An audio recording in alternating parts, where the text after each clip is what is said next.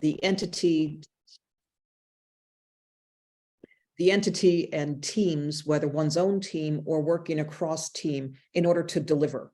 Because of course, in our DAO construct, our languages are different, our understandings of goals are different. As Christopher just said, the goals themselves may not be fully articulated to everybody with a shared view of what those are, and then a shared commitment to get those achieved. So I sort of thought this would be the sort of thing that we would look at, and it's really about looking at oneself and what an individual brings to the table in order to help the DAO move forward. Thank you so much. Then something from Ronald. Yeah, thank you. So my topic here is I'm working in development cooperation. So that's a field of cooperation between international players, usually from the global north, with entities, communities in the global south.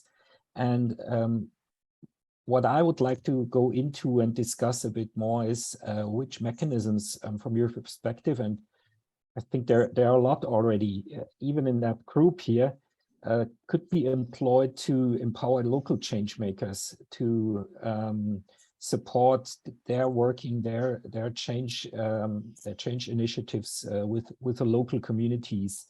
So with the perspective or the overall, to achieve a really decentralized network or decentralized communities of local change makers that are working towards improvement of the living conditions of the communities.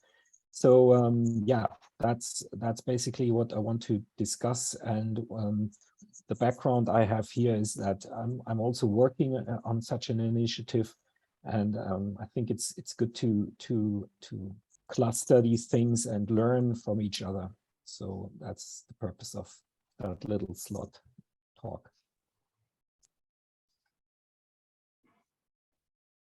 Yeah, thank you so much.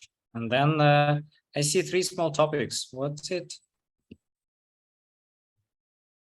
Hi guys, Chad here.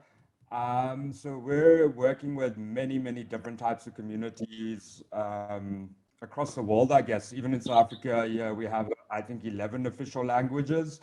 So it touches on a couple of the topics that were mentioned before. I wanted to come in with some questions about, but I think I will rather come with my offerings. We have decided that UX and UI design, critical thinking, as well as dialogue, in which case I'm referring to BOEM dialogue, are the two tool sets that we can offer to communities in order to assist them to help solve their own problems, many of which those questions were coming up today, you know, across the board. So we have also developed a software that is able to transcribe all of our Zoom meetings here or our mirror board meetings, and actually begin to pick out the coherence in all of the conversations, or more the sentiment out of it. I feel a lot of these Zoom meetings are recorded, but we're not actually able to you know, find the most coherent points between all the conversations just because so many topics are discussed. So those are the 2 offerings I'm coming with to the table, and I look forward to integrating Web3 tools into the on-the-ground communities that we're working with here today. Thanks. Thank you so much. And it seems like that's it. You know, also I see that we're like a bit behind the schedule. So what I'm supposed to do is just to squeeze this first row to the like one thing below. Do you mind that? Please tell me if we are okay with this. Because yeah, this first half an hour we'll just need to synchronize. So can I just point out something that keeps poking my conscious attention? So what I've seen there, right, is, sorry, thank you. What I've seen there, right, is you've got obviously people are sort of trying, but you've got clearly like sort of vaguely similar contexts that are kind of emerging as people just put their own thing. So for me, to make this coherent then is to give people time to put the stuff that's right vaguely similar in either in the same session or in sequential sessions in a room. Right, so at the moment you've got right me, Wendy, and Chad have got like a similar stuff, but it's all at like the bottom left of the box, which obviously isn't the point. So just to assign a bit of time, and I'd give it a bit of time, as all these things now we've heard what they are, and try and put them in right a coherent space. Does that make sense? I don't know if it's possible.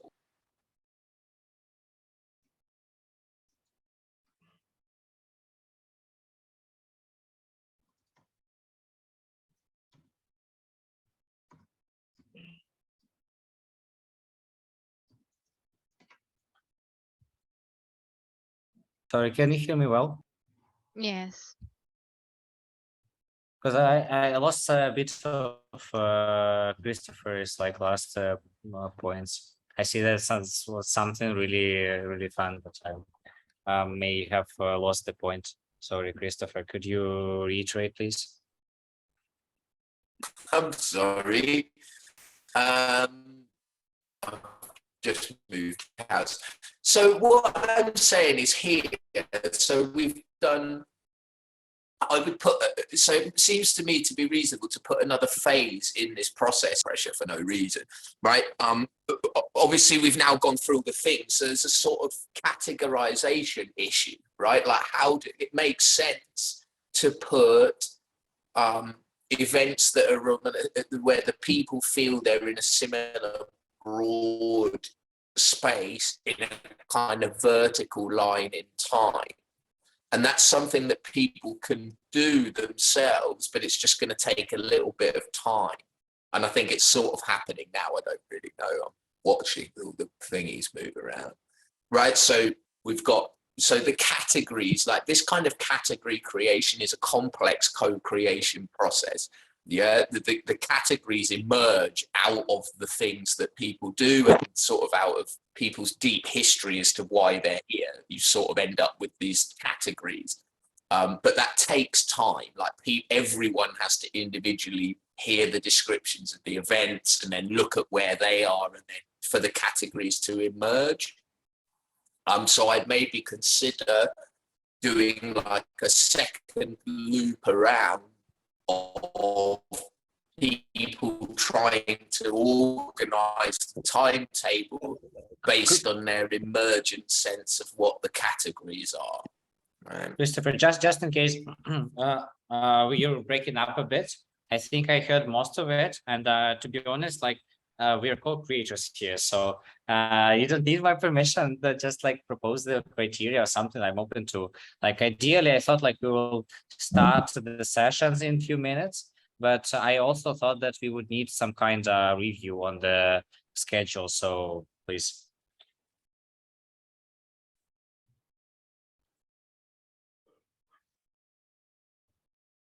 Do you see some categorization criteria, or do you see some way to optimize our experience? Yeah, I mean, it's this. I mean, so this kind of categorization is difficult. Yeah, like there is no dimension reduction really that works for this kind of thing. It's always an issue. So yeah, I mean, I think so. For example, I saw that Wendy, myself, and Chad had like quite a lot of similarities across there. That's the category that I saw that applied to me. And I would like to speak to them sort of outside of this structure, just in general. And then try and put the talks that we were going to put into a kind of vertical stream in the same room. Those are the kind of criteria. Whether or not that is specifically useful, I don't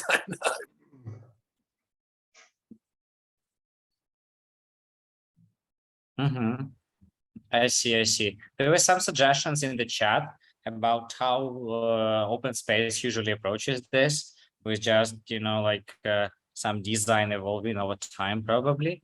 But I also get your point, and I thought to approach it maybe with some tags for different, like maybe even either skills or like tools, but I haven't created this categorization. So this categorization might be even a session to hold, right? So if you like to go with it, please. I might be able to make it a little bit more granular. So Please. like I'm proposing a session on liberating structures, which is a set of tools that helps people collaborate. Who else is doing a session on tools that help people collaborate that we can just combine?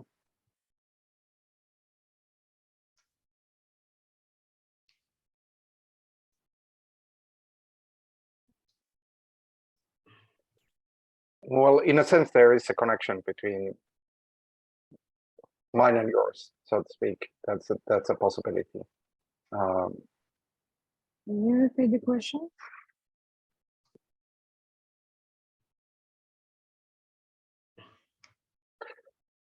Yeah, I'm just proposing that the general topic on my session is tools for collaboration, pro-social tools for collaboration, coordination, communication, blah, blah, blah. So Pecco and I can join sessions. We can merge our two topics. Is there anybody else who wants to join that conversation and zoom out and have more of a meta conversation about tooling rather than Actually, that sounds good. Like I'm up for your proposal that we might combine either on my time slot, which is C3, or your, which is B2. Both are okay for me, but the kind of conversation between us, I mean, we know each other beforehand. It sounds like a good session for me. So I'm completely maybe joining sessions is not necessarily the best idea, because maybe we want, I don't know, the possibility for smaller groups, so more people will have the chance to participate rather than larger groups. Well, I think that's something that people can do their call, because we won't solve this kind of on a general level. I think in the interest of time, this can be solved between like particular talks that creates like parallel structures, which is probably faster. Like I get your point, but it's also like if we try to coordinate this in a general manner, we'll be here for quite a while. I would like to say the same as Jeremy for my topic, that is events. Whoever wants to join in a session about events, yeah, I'm up to it. For example, on diversity, Daisy, I don't know what's your name, maybe it's your name, and Bruno of Regions Regions Unite. If you want to have a discussion of our own experience, will be good. Otherwise, we can keep it. Yeah, I'm super with that. I super feel the same. So to me, events, this all kind of feeds into the same thing, like diversity, running on the ground events, and then what Wendy was saying. Hang on, I'm losing track. There's a lot going on. Cool. You wanna bring your sticker into my area so that I will bring my sticker straight to you. Where's it gone? There it is. Right, where's that? Where's your area? Just on the left. On the left? Yeah, yeah, there. That one? Step left. Yeah, cool. Here. Cool, man. Okay, so Great. where's, hang on a second. Trusted scalable. So here we've got, right, all right, so might as well just keep rolling. So here you've got Wendy, right, with trustable, scalable, social impact funding allocate like that, right? As it, yeah, like it's very similar space to me. That doesn't mean it is. You get me? Yeah, so I mean, if I were going to categorize, Chris, I would go down. I would say social impact tools, and that allow for, you know, funding and that enable funding, governance, impact authentication, that kind of stuff. We did have a couple folks, didn't we?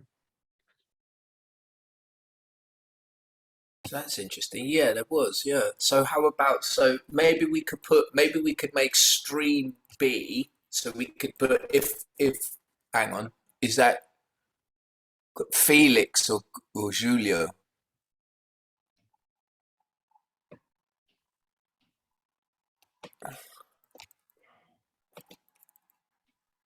So So I'm let's say. Oh, small time concern. So we're now Yeah, at this let's go. section where we haven't start, like we skipped session 1 for better planning, which is okay, you know, we're agile. yeah. But now we have like 15 minutes. We're now like more than 90 minutes on the call. So as far as I understand, so people would like to have some snack or, you know, make a cup of coffee. So we can stay, whoever wants to stay and polish it a bit. Let's spend another 15 minutes, but also let's have an expectation to by 15 minutes to open up these rooms, you know, and just jump into this conversation. I'll make another intro words to that, but currently, like, let's treat it as like a semi-free break. Okay. Sounds good. Thank you. So Julia, could we put the 2 that are in A4? Could we put them in B2?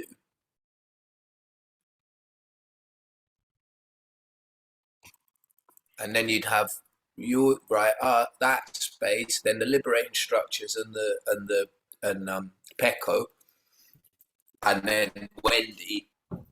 And that to me makes sense, but maybe, do you know what I mean? That doesn't mean that my way of thinking of the categories is used.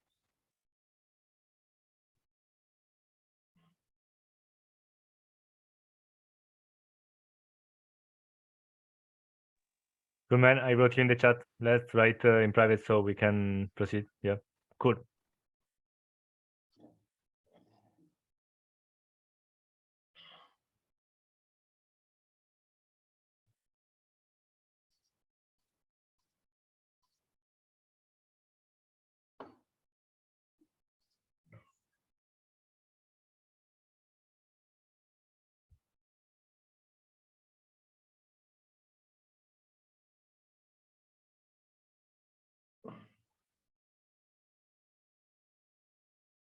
Max, if you are speaking, you are in mute.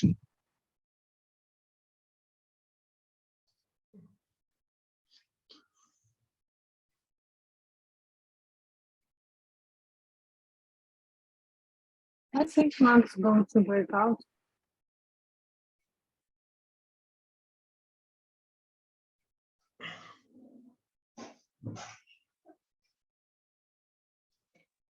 Okay, so 15 minutes break. But that will provide you a little bit more of discussion time if you want to, or just go and grab a mug with some coffee.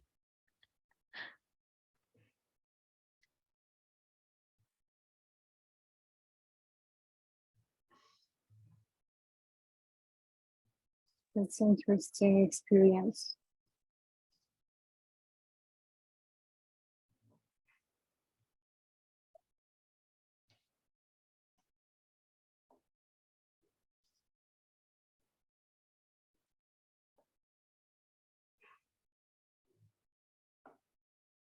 So a pragmatic proposal, like 50 minutes would be 13:55. I'm using Central European time.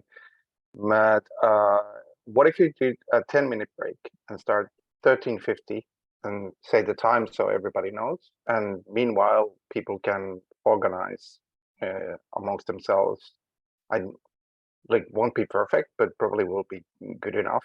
And then we're not too much late of the timetable ready. I support this idea. Yeah. Sorry, I'm back. So it was like something 50 expected. So it's another 10 minutes. Let me maybe announce like everything is like 10 minutes left. And further on, there is another break. But I think groups there, after like the rooms are open, they are free to stay, you know, whatever they need until the end of the event. But yeah, just out of the like biological concerns, I just want people get more prepared.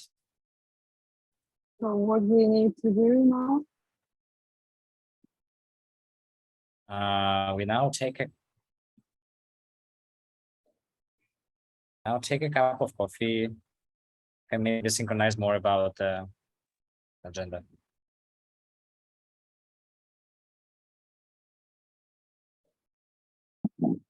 I have a question or topic, or I don't know, how can I say, about unconfidence in unconference.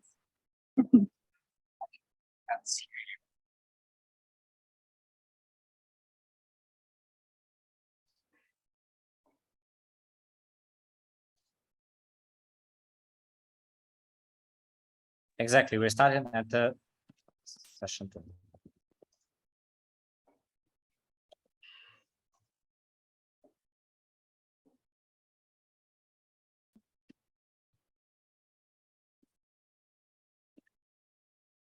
And if you have any questions, please let me know.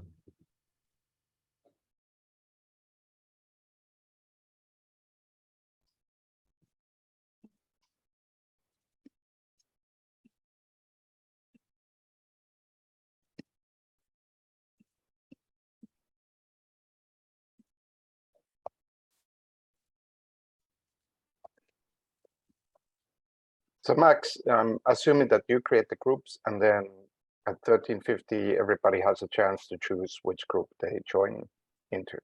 That's what's happening next. I'm sorry, is it just for me like an echo?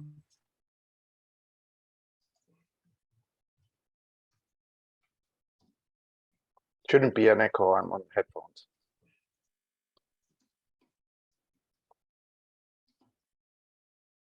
Sorry, maybe I rejoin, maybe some error on my side. Just a second.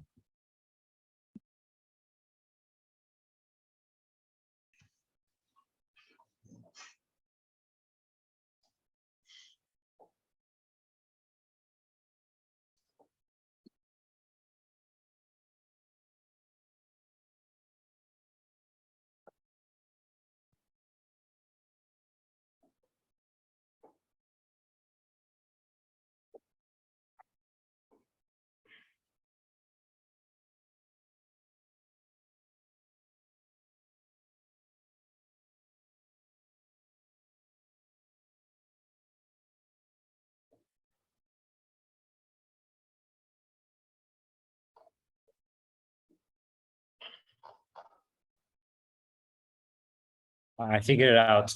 It was in this metaverse. The voices of metaverse were in my head, so I couldn't hear Pekko. Pekko, could you please? So another pragmatic. So Max, is it so that you create the groups and at 1350, everybody has a chance to choose which group they join? And that's what's happened next. Yeah. In 5 minutes, everybody returns and we open the group, and then we just return to the main group in after 3 hours or something. We just follow the Miro agenda. We can change. We can use chat to coordinate. We could play, enjoy, and meet great people.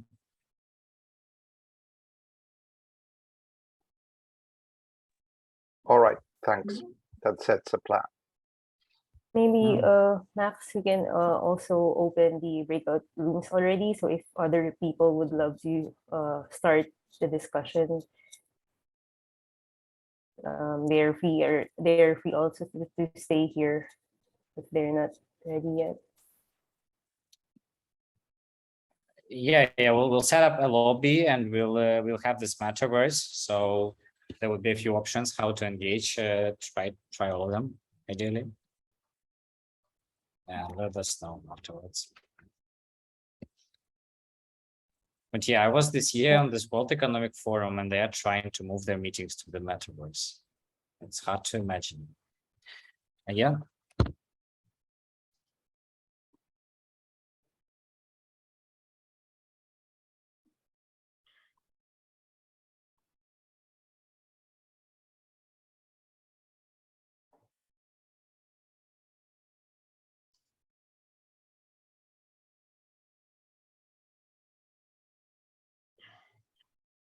And guys, thank you for stating the backgrounds.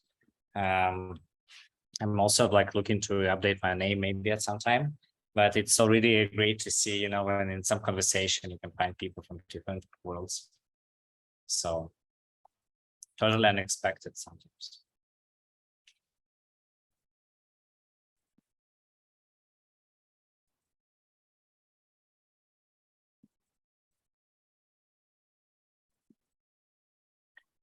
Okay, we have 4 minutes to start. Again, if you need to use this time for something, please.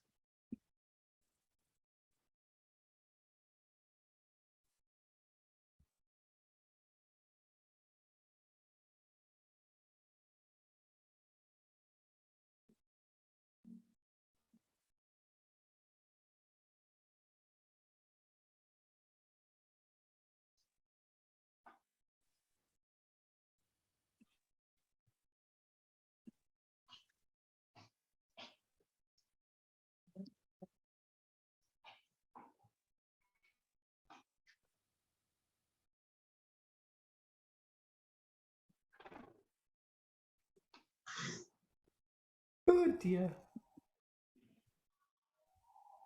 I'm now just running in the metaverse. Okay, how's that? Just literally, I'm testing my audio. I just changed the mic. Is that any good? Anyone? Yeah, I hear you well. Good. Thank you.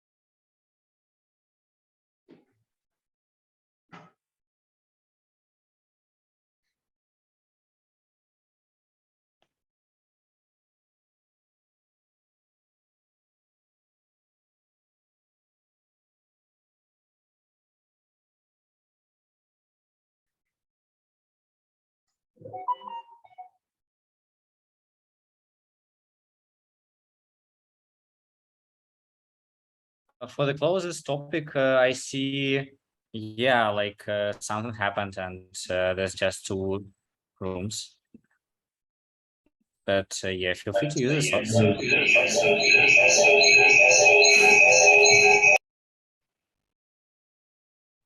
Jesus, sorry. Let's do it. Just need a cat sample and some building work. Right, sorry. Yeah, so I'm like deactivating this first row. So everybody. Still a lot of feedback. My dear wife is just near me, always helping me out. Thanks, my dear.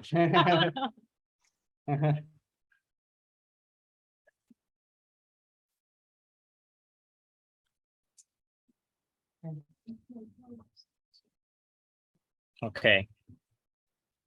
So there's still some active work on grouping and clustering. I think, Chris, I think your microphone is creating feedback.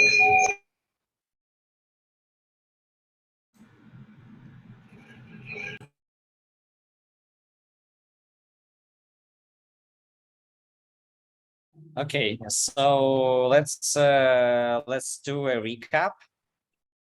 We have this beautiful lineup, and this is start of the experience. There would be a month of the experience and another time together, but this is our. I can't really hear you, Max.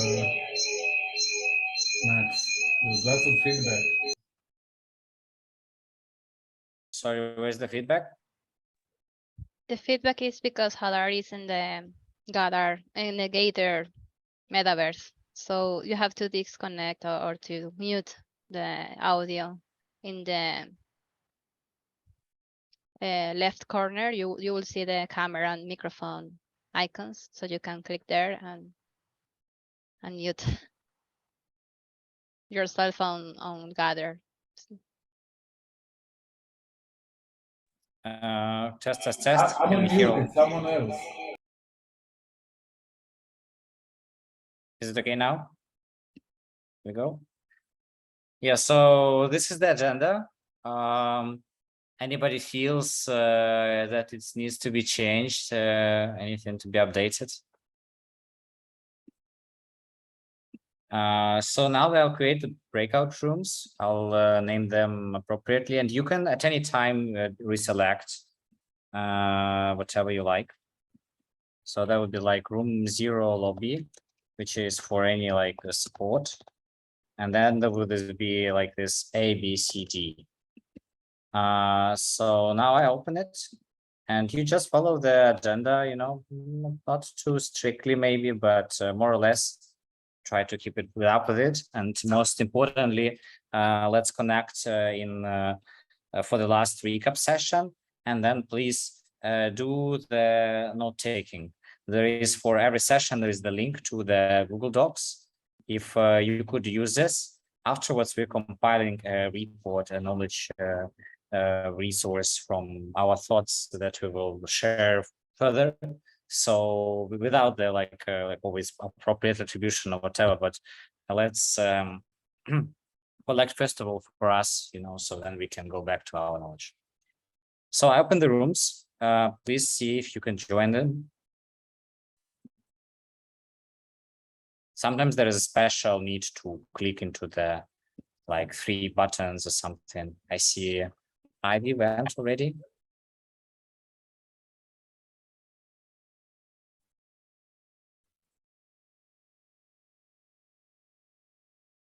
Sorry, where are the rooms in Zoom? Where do we access these?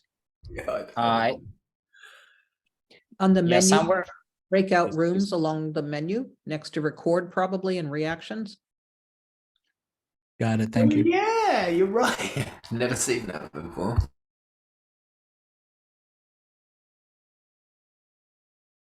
Oh, good, thank you. Yeah, again, I always can manually transfer you to some room if you like. Just tell me which.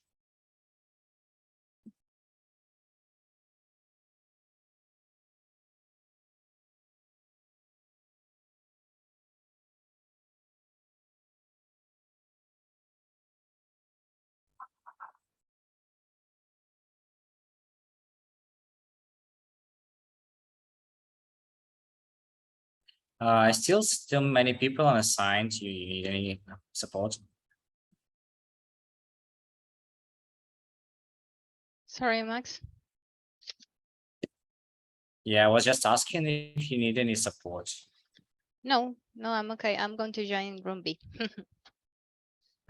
Please. Yeah, it's only A and B now. A is Danielo on analytics, and B is diversity project goals and Julio's. Gotcha. Thanks.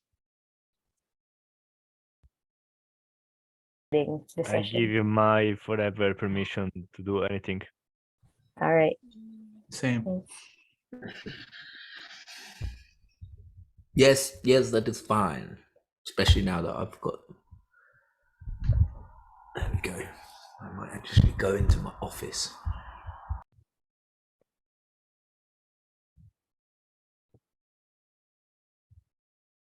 Make sense of what's the whole experience that people are living, and if we want to take and if we want to take a little bit more of that human-centric approach to the design of these things, we don't want to segment it in all the different silos where we're building, but instead of that, figure out how can we unify these experiences. So from the UI perspective, now there is a series of different DAO tools that are kind of coming together and trying to do that. I know Sobol has been integrating with like Nose is Safe, and Common Room is integrating other things, and so on.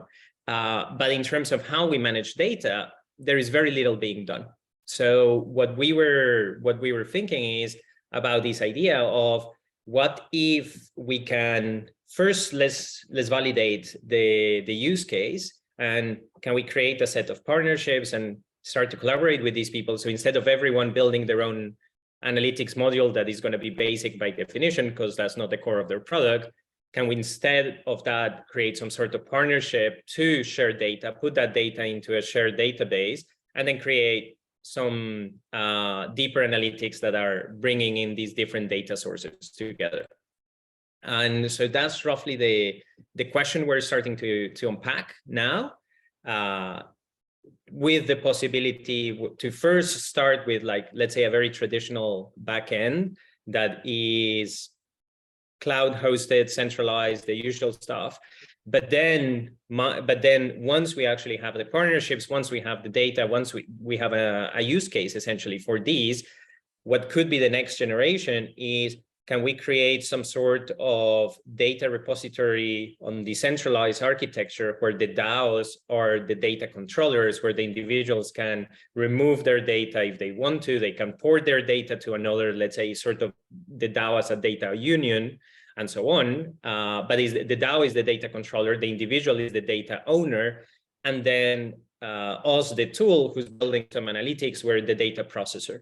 And then we can have some sort of composability at the level of the UI, maybe with wireframes or something like that, so that we can then show some of these analytics in different tools. But then over the long term, we're building this shared repository of data that different applications can come in, but we're doing it together. Again, as opposed to the duplication of work. So that's roughly the idea. It's still, let's say, it's still a baby, something that we're starting to explore. So I wanted to just share it with you folks, see if there is any thoughts that come to mind, if any of these resonates, if you have seen a similar need, or if not, if some concerns come about, or yeah, essentially what comes alive for you. So anyone feel free to comment on it if it calls you. I'm just curious to what extent you've looked at reputation systems, for example, Show Karma, because I think this is very much from the individual perspective, not from the DAO perspective. And then because I think, like, in a lot of these DAOs and communities, it's a spectrum of, I am Niels and I have a face and an identity, versus I am Ninja123 and I have no identity. So I think that's the spectrum that it would start with at an individual level, and then with permission aggregating this at a DAO level, and incentivizing and explaining to individuals why it is good to disclose information. Yeah, I'm curious if you've looked at reputation initiatives for this. Yeah, so we look at it, and there is a bunch of people starting to build reputation for either for work access, bounties, or for governance, or some mix of those. In general, my concern with a lot of the reputation models has been lack of a contextual understanding of what that means. Like, it's very easy to track whether someone has done an action, but it's very hard to understand what that action means in a certain context. So I can know whether someone completed a bounty, but was that really valuable or not? So in reputation, you can really easily build models for, like, oh, this person has completed UX tasks. That must show that he's got some track record, and you can build the sort of CV. And that's happening, and it's amazing, and it really helps, because then, well, I know you're not a fake profile created in the last hour, but you actually been contributing to the space for 6 months, and that will be a lot harder to fake. So it creates some sort of resilience. But then the angle that we are taking, and I'm not exactly sure how these two comes together, but it's the two ontologies of, like, individuals who collaborate, or on the other side, an organization that has individuals. And a lot of the most powerful data that I know about is the sort of approach, for example, that Facebook takes, that is very relational data. So is this person interacted with that other person, and the relationship is really fundamental, and then is the shape of the relationships. That's why right now you can take your data out of Facebook, but it's useless because you're losing the social graph. On chain, we kind of have the graph, but then in the other interactions, we don't. So that's as far as I gone thinking about it. That's why I was thinking that perhaps it's more the DAO that makes sense as the data controller as opposed to the individual, even though the individual should have the freedom to choose what happens with their data, because otherwise we end up in a dystopia. But I could continue a bit on this topic of reputation in the kind of general thematic you said for the topic. Like the one interesting area of learning is to look at reputation beyond crypto, because there's a whole short but still much longer than crypto history of reputation developments, even looking at all the social networks and platforms beyond them, shops, whatnot. But there is a kind of pattern that is development that is actually not more towards general complicated reputation systems, but rather towards local and simple. And I do think there is a certain point to learn potentially there. So for example, if you take something like Amazon, it's simplifying to kind of like, yes, good, there was some problem, and only if there was some problem, define it. And then that only applies in the context of Amazon. And I think such a thing as you were just referring to in your previous comment is actually kind of more beneficial for crypto as for Amazons and Facebooks, just as you mentioned, is that rather than these things being isolated context, you could build data that kind of threads between the context in the crypto space. So like actually, if we talk towards the DAO now, DAO as a context of a contextual reputation, like a place that has a reputation that you have towards that place, and then being able to tailor and therefore simplify that reputation to only things that relate to that place is still usable information in the network of different contexts that the person has. So that's something of an approach I have much more like hope for in terms of its potential success as a reputation tool in itself, and a kind of building block to build upon.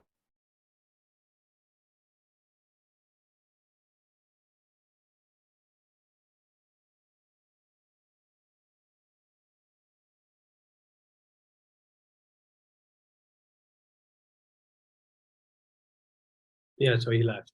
I don't know if anyone wants to continue the topic or wants to introduce a new topic.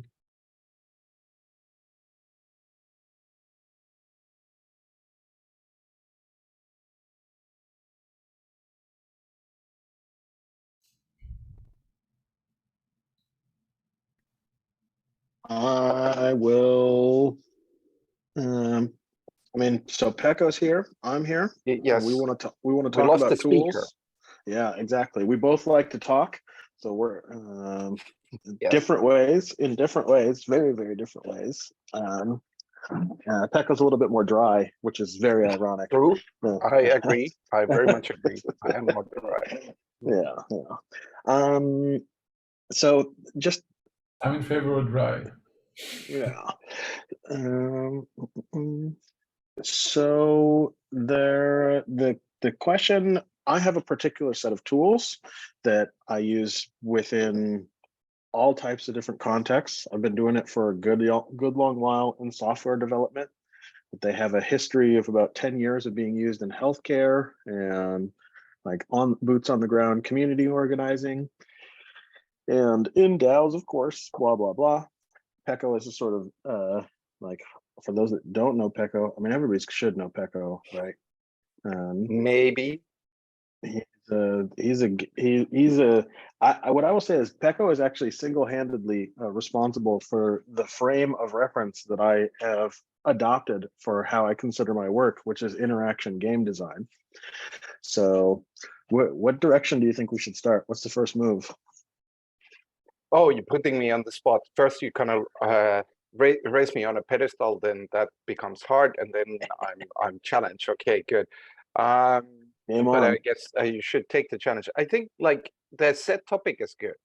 Like this, we're talking essentially kind of this sort of nuts and bolts of DAOs, and it's also likely that everybody's here is somewhat interested in this topic.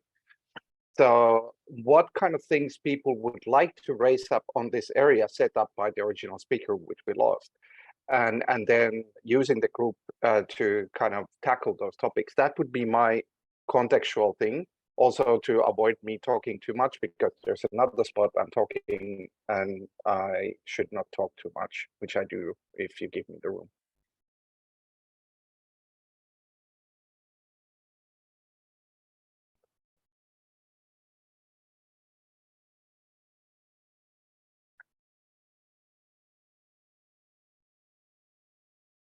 I mean, if we stay silent, I will revert into presentation mode, because I do actually have a whole bunch of shit I want to throw at you guys around liberating structures in particular. So either somebody stop me. Consider that a warning.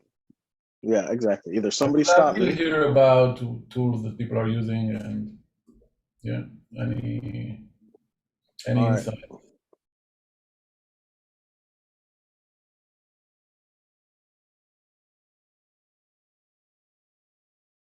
Tools in relation to DAOs, or do you have another framing for it? Yeah. Yeah, DAOs, analytics of DAOs. Which breakout organized room are we in? Sorry, I'm confused. Is this in room A? Let's find out. This should be room A. Yes, it is. Yes. All right, there's my thing. Oh no, now I can see my face. All right, I'm gonna let it rip on some tools and why you might want those tools in your life. So chances are pretty high you are stuck in meeting hell. Is anybody resonate with that, or are we in the subgroup of people who have incredible meetings throughout their professional life? Define in a sentence meeting hell. Meeting hell. I mean, I usually want to kill myself in most meetings, right? I just don't want to be there. I want to be elsewhere. I want to be doing other things, paying attention to other stuff. I'm not generally having a good time. And for me, that expresses itself in impatience. So meeting hell for most people expresses itself in two different ways, typically. One of those ways is in checking out. So some people go, I'm in meeting hell, whatever. I'm going to check my email. I'm going to, take my kids to the park. I'm just going to not be present. I'm not going to attend to the frustration that I'm experiencing. Other people like me are on the more hot end of the spectrum. I get like visibly irritated, and then I start to like poke at the process of what's going on in the room. So meeting hell might be if you notice that you're close to one of those extremes. You're either very distant and not really participating in what's happening, or you are maybe actively agitated with what's going on. And this does look like the exact same visual, but I swear to God, I'm looking for a different thing. But maybe I'll stop sharing my screen so you guys aren't have to deal with that. So does anybody who in the room is on the cold side, who tends to check out and become and dissociate when they're in meetings?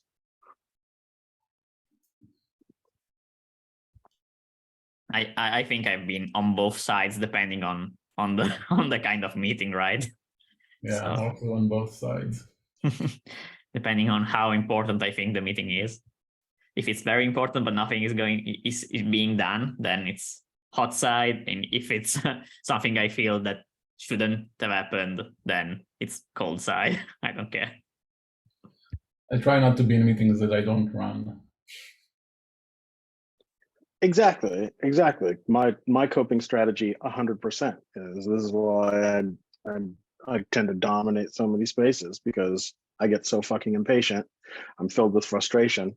The one thing I can do to make that frustration functional is actually to run meetings. That's how I started facilitating and agile coaching and all this shit. So the causes of meeting hell, though, are actually relatively limited. There's a pretty small subset of reasons why you're probably in meeting hell, and that has to do with using 5 Stone Age organization tools. Or to borrow Pecco's language, the interaction games that we're playing are very ancient and automatic. So we're just playing old games that have been outdated.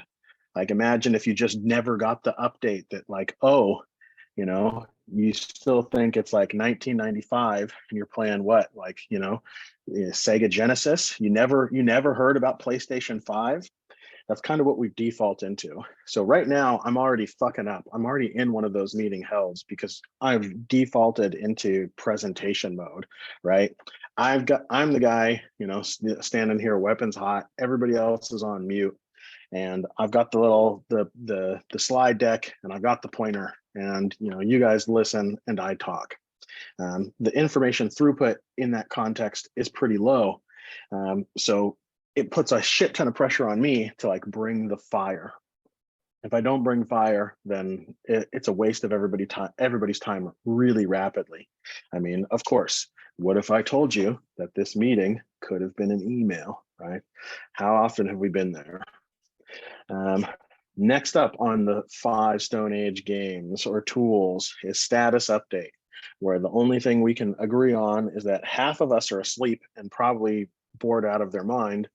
And you know, somebody, you know, is continuously irritated. Is this a meeting hell? Status updates are meeting hells for the subgroup of people that don't need to be in that meeting. Think about how many status updates you get, and the percentage of relevant information it can be quite low. So, and I'm not saying that all status updates are by definition hell. Sometimes they're appropriate, but what I am going to give you a hot take and say is you're probably using a status update when you could be using a better tool, right? Rather than sitting around in a circle and going one person at a time, you know, you could actually be using this format. It's open space technology and creating a breakout. So only those 2 assholes who actually need each other's information are talking to each other. I mean, he knows and she knows, obviously, and you probably know that this is not relevant for you. But feel free to fire back in defense of status updates. Okay. I mean, for status updates, it's just the lack of discipline of understanding what is synchronous communication and what is asynchronous communication. And status updates, in my case, belong on Notion because that's a tool I use. But I totally agree that very often we think that status updates need to be synchronous communication. Precisely. That's exactly in line with the theme. There are often better tools that we could be than what we default into. The third form of meeting hell is the managed discussion. We almost fell into this one when I tried to put Pecco on the spot, right? I tried to be the guy managing the conversation and then, you know, point a question at him. And then managed discussions are just, again, very low information throughput. Like bandwidth is capped. We have maximum bandwidth based on the 16 people that are in this meeting session right now. That's the capacity of brains. But what's the actual throughput of information and energy exchange? Like how many people are actually participating in the discussion?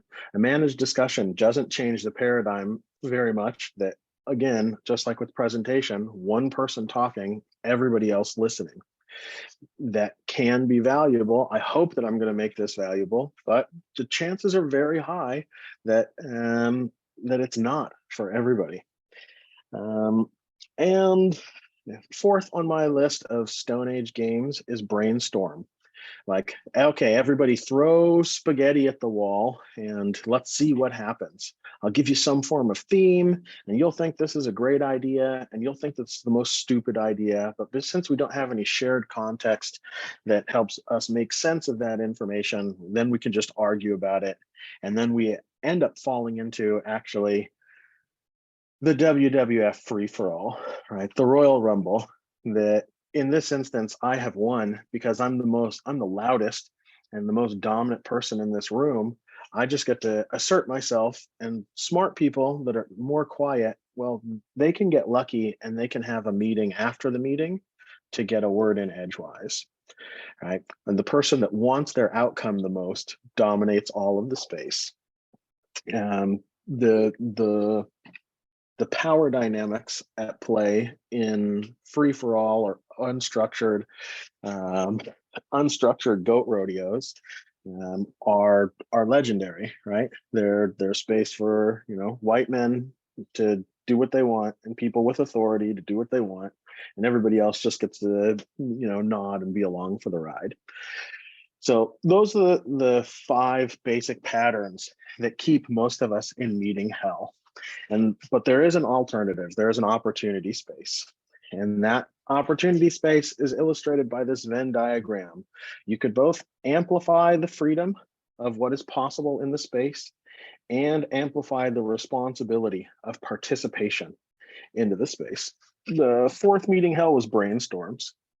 Brainstorms are trash all by themselves. So in the intersection of both of these things, amplifying freedom and responsibilities is an actually enormous class. And what I'm going to talk about is just one of these classes of interaction games, Liberating Structures being one of them that I think is a great place to start because they're pretty fucking simple. So Liberating Structures are 33 specific interaction games that have a tendency of being extraordinarily pro-social, number 1, and default into a set of principles. Liberating Structures work in practice, and the theory came after the practice. So the theory is defined by these principles. So at some point, the 2 nerds that invented, they didn't invent, but they just codified. They took a bunch of interaction games and they put them together in one umbrella. And they said, hey, we're going to call this package Liberating Structures. At some point, about a decade after, or 5 years after the book had been written and they've been doing this thing, somebody asked them, hey, but, you know, clearly you guys are principle driven. You know, what are the principles behind Liberating Structures? And these nerds looked at each other and they had to make some shit up. So they used Liberating Structures to figure out what the principles behind Liberating Structures. And they did that by basically looking at the observational data of, okay, people and places that have been using Liberating Structures for a whole bunch of time, what we notice is that they have a tendency of including and unleashing everyone. Places where people practice a lot of liberating structures, we notice tend to practice deep respect for people and local solutions. You know, liberating structures practitioners have a tendency of building trust as they go. Yeah, credit for this is from Barry and Christian of the Liberators. There's, oh, let me get rid of my face. The Liberators, these are the dudes I learned from. They ran a few years ago, the local community here in the Netherlands where I live. People that use liberating structures tend to just naturally learn by failing forward. So there's a little bit of a question. Is this a correlation or a causation? I couldn't tell you. It might just be that people who use liberating structures tend to be the most badass and, like, you know, reckless and wild human beings that tend to lean into failing forward. But there is a correlation there. And we tend to practice self-discovery within the group. So it's not like I do a lot of work as an agile coach, like a consultancy person. And my first move is always like, ask the fucking people and put them into a room and talk to one another about what's going on. It's this is as polished as of a presentation as I know how to make. People that use liberating structures have a tendency, again, of amplifying freedom and responsibility at the same time. While that seems paradoxical, we do it. And we emphasize possibilities, believing before we see. I've been in tons of situations where it's like, is that going to work here? It's like, I mean, yeah, of course it's going to work because I just said so, and we're going to try it and find out where it doesn't work. And that'll, again, give us enough information to pivot or to keep going where it does work. And we have a tendency of inviting creative destruction in order to enable innovation, right? This is the part that, if you've ever done a Scrum team retrospective, that you know is the hardest, like the stop category. Start, stop, keep. I can't draw hexagons, deal with it. Start, stop, keep. You know, starting is easy. Keeping, meh. but stopping is almost always empty in everybody's sprint retrospective because it's really fucking hard. But with liberating structures, it becomes extraordinarily easy to figure out what type of shit you need to start stopping. And as you can tell, I am seriously playful. I call these don't have the moniker of interaction games, but these are absolutely interaction games. They have a vibe and a feel to them that is energizing and fun. And, you know, never, for the love of God, ever start without a clear purpose. It's just not a good idea. It never works well for anybody. If you don't know what the purpose you're serving is, just don't get started. Keep spinning your wheels and hanging out. Just sit around in coffee shops and have interesting conversations with interesting people. And you know what? A purpose might arise from that. So again, these principles, if you look at these things and go, yeah, these are great. I want more of those in my life. All you have to do is learn, practice, and use liberating structures, and these will just emerge out of that practice. And I have a whole fucking taxonomy about how liberating structures sort of fit together and design, but let me pause there and say, what's up?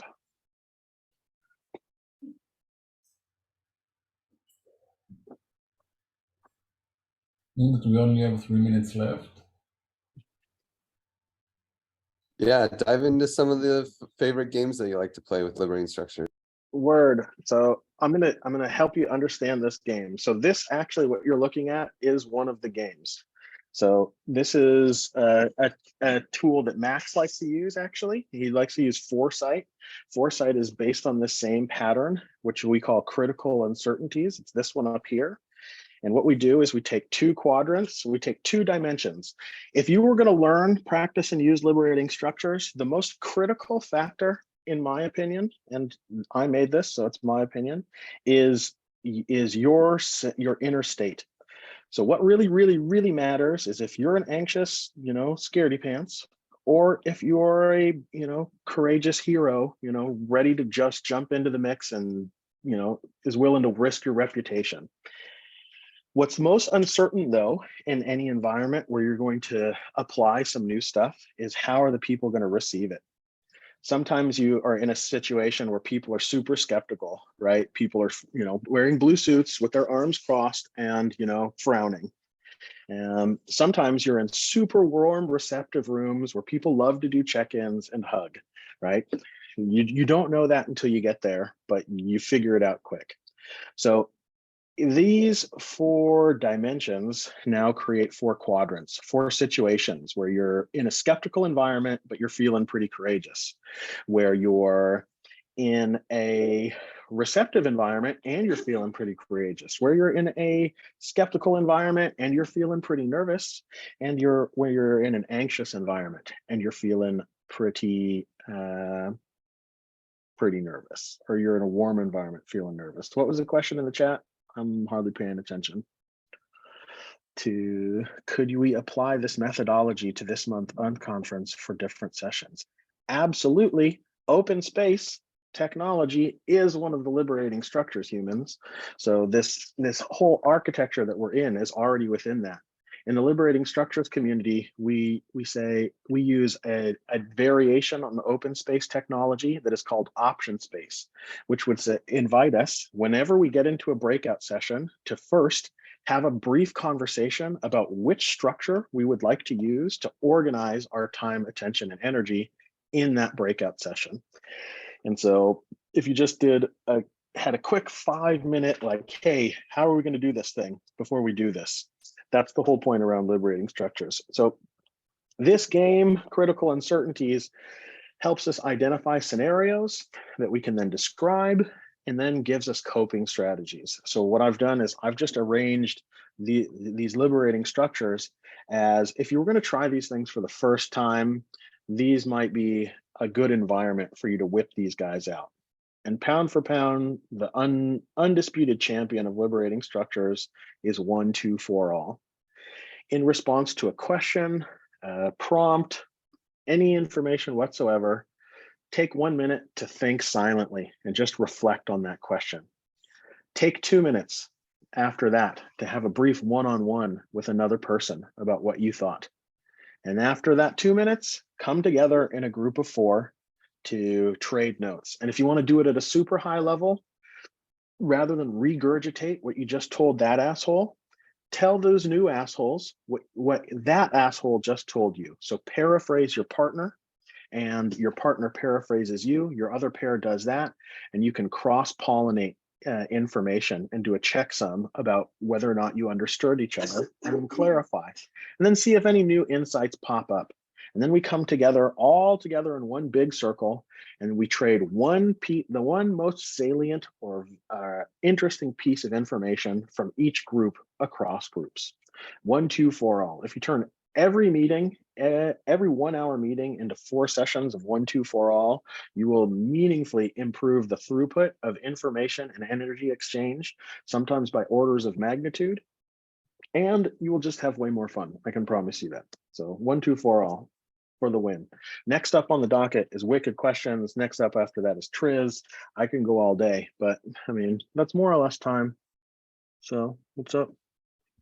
Those are Liberating Structures. Come hang out. I host an open practice session every Monday called the Wise Crowds Design Call. It's on my link tree if you track me down on Twitter or on Telegram or anywhere. What are the links? Yeah, can you drop the link here? Gospel of Change. I'm Gospel of Change everywhere. One word all together. So linktree/Gospel of Change.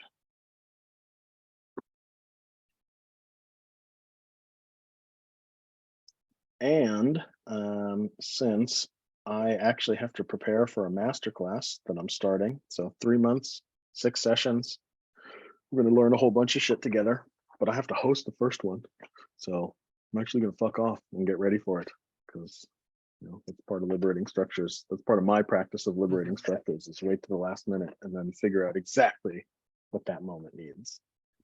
Maybe one bridge, which kind of bridges between the session that was to be a conversation, but now that you're fucking off, probably becomes more of these sort of reality games. But like bridging between them, as I think the one liberating approach is to see that every structure that we have traditionally is equally rule-based. Like the structure where somebody speaks and others listen is a rule. It's just a rule that we have internalized so well that we don't think it through rules. We just conventionally adhere to that.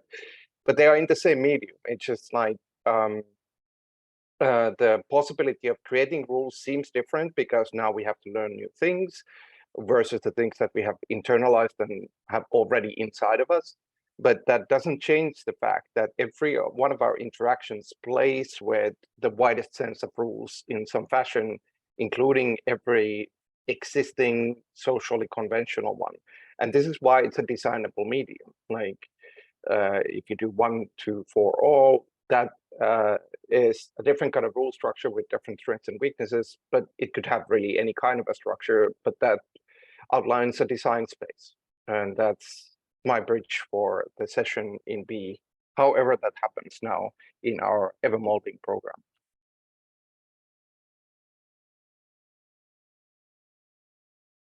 Word. Very And interesting, guys. Can I ask a couple of questions just quickly? So for regarding what you choose for a liberating structure, they are basically tools that adapt to the group, though, right? You said 1, 2, 4 all is basically the champion, as it's probably the easiest, but as it is located in the quadrant, I'm going to guess it's not the best tool in case you have a group of people who are already pretty energetic and lax with each other and that kind of stuff, because if they are already very willing to speak a lot, then maybe you can use a different tool and you adapt to the group. Or do you use like always the same tools and you think they all tend to have the same output for every group that you apply them to?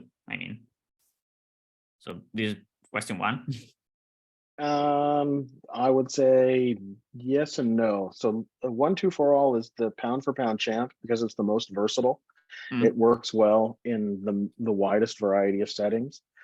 There's generally speaking, in this taxonomy, in this collection or repertoire of games, there are 3 different types of games. There are games that are like 1, 2, 4 all that are very interaction mechanistic. Like you can get a feel for 1, 2, 4 all. Like I said, you can put anything in 1, 2, 4 all and use that process to process the information. But it doesn't give you much guidance about where, when, how to use it. You could ask really stupid questions in 1, 2, 4 all, and you would just answer stupid questions better.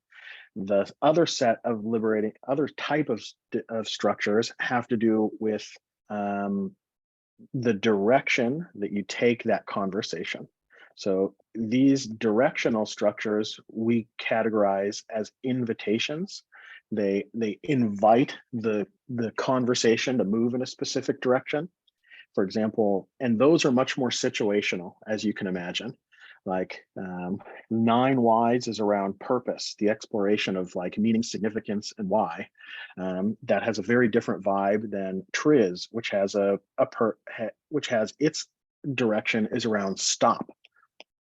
So Triz invites people to brainstorm how they would create the worst possible scenarios, and then to think how their behavior somewhat resembles the behavior that would create the worst scenarios. Again, these are the things we should stop doing. That has a very different vibe and takes the direction of the conversation in a different way. I would still invite people to, regardless of which direction. I would say 1, 2, 4 all is actually a really good container for both of these very different directions that you want to go, right? Because again, it's mechanistic, it's sort of tabula rasa. And the last category of different types of structures are around materials and space. They have to do with artifacts. So in open space technology, like on the Miro board, we have this big Excel spreadsheet with how are their dimensions are spaces and times. So that Excel spreadsheet is an artifact that we then use as human beings to arrange our time, attention, and energy together.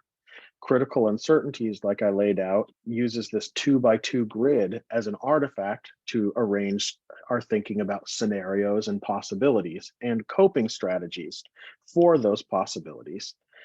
The agreement certainty matrix it uses something very akin to the Cynefin sense-making framework to identify whether or not situations are predictable or unpredictable. And depending on where you're at on that line graph between predictable and unpredictable, sort of gives you some information about the recipe that you should use to approach that situation. EcoCycle uses this EcoCycle, again, another artifact that is a metaphor of nature, going from the seed phase to the birth phase to maturity and then creative destruction in this continuous loop that we use to plan projects and reflect as well. So different types of structures, different types of interaction games have different types of sort of utility, right? But coming back to what Pekka was saying, that notion of you're always in some form of structure, and that structure is always going to give you some form of tyranny. Number one, choose your tyranny. Choose your tyranny is the most important. Any choice that you make is better than making no choice at all. And then, you know, learn to make better choices for sure. Yeah, makes sense. Thank you.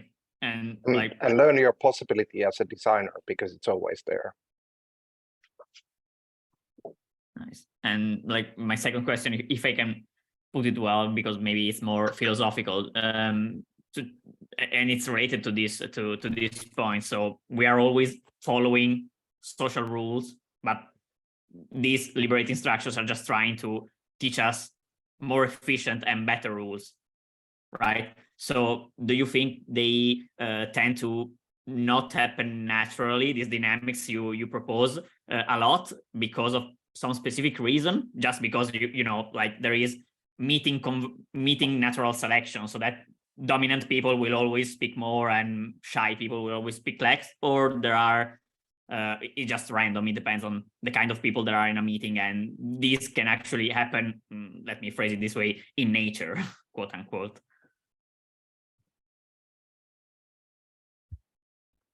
I would say there's both a personal component and a cultural component, right? So the personal component has to do with personal skill around communication.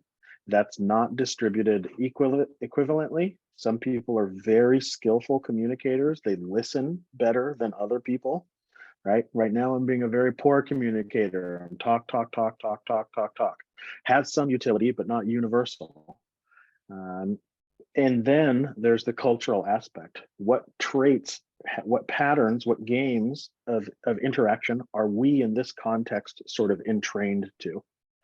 And so the frame of interaction game design actually, from my perspective, creates the opportunity to think about all of human culture in these composable games.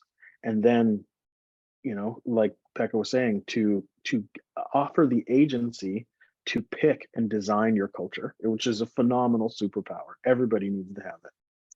Anybody else? Thanks. Maybe because we have to leave here, I can say that's kind of the topic of the session that is supposed to have happen next in the room B. So if you're interested in continuing on that, that's a possibility. Especially if Jeremy, to quote, is going to fuck off, we'll give more time to that. So thanks for giving me more time, Jeremy, and being efficient. I added some more liberating structure resources to the Miro board, and thank you so much, Jeremy, for introducing the methodology. Thank you. Thank you, Jeremy. I think we can stay here because Peter's topic should happen after this one, right? The one who Yes, wants you to be this here, could be, you can join whatever. I think session. for other people coming from other groups might be good to stay in the program because people will drop by and expect Peter's session. So Peter, you're here and you should be given kind of like a point of navigation as everybody. So we could move the game topic where it is in the program map, which is group B. So your suggestion is to wait a little bit for others to arrive and somebody to leave, and then that's my subject, my topic. I'm suggesting sticking to the map because not everybody's here. Somebody might be in C and D, maybe. Like, or how do you feel? Like, what's the general opinion? Like, because if we're going with the program, then there's sort of topic of game-like structures and this sort of like possibility to design towards the structures that we're in should continue in group B, and you should have your topic here. So that would be my suggestion for people who are navigating from the program onwards. But how do you feel? Well, I'm ready as can be. So shall I just start? Yeah, you can start. I can escape to the room B and take care of that. All right. Yeah, or stay here. Yeah, also Max is helping people and guiding people in the lobbying room, so we are the organizers here. Don't worry, we can explain people if someone join, we can explain what's happening and so on. Yeah, and then when somebody that drops in later, well, he can listen or she can listen and just how do you say it in English? Hook on. Well, okay, let's start. I raised my hand to offer a topic for a dialogue because next Thursday I have a talk at a political party in the Netherlands. It's called Volt. It's a European party. I would like to take this discussion with you and this community a little bit higher. I was very pleased with the former presentation about liberating structures. It's very practical. But I want to have your views in this dialogue about taking the possibilities of to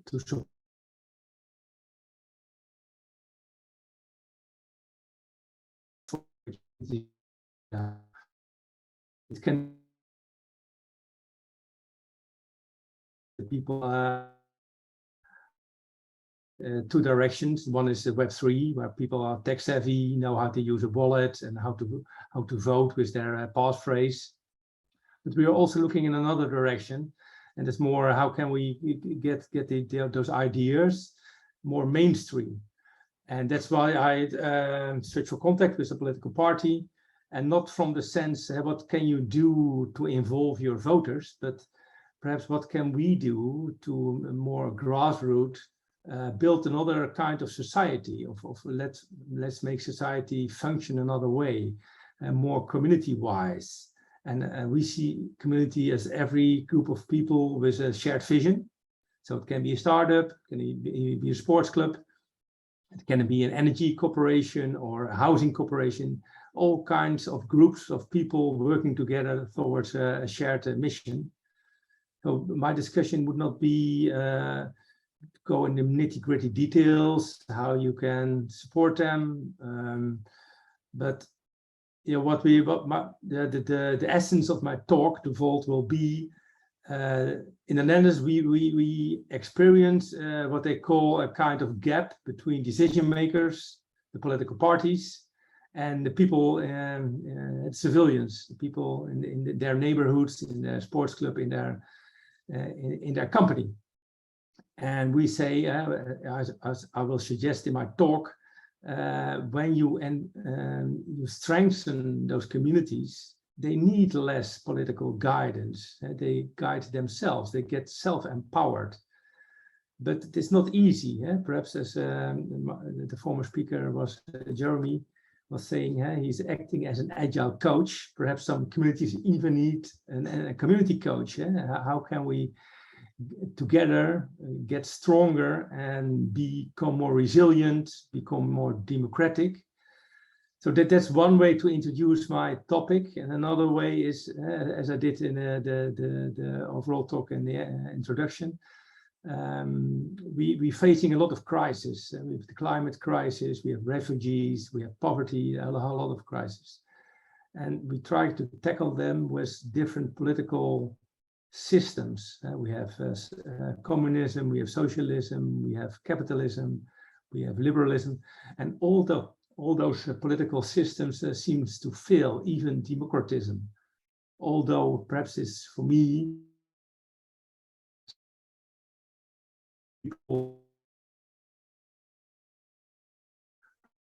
people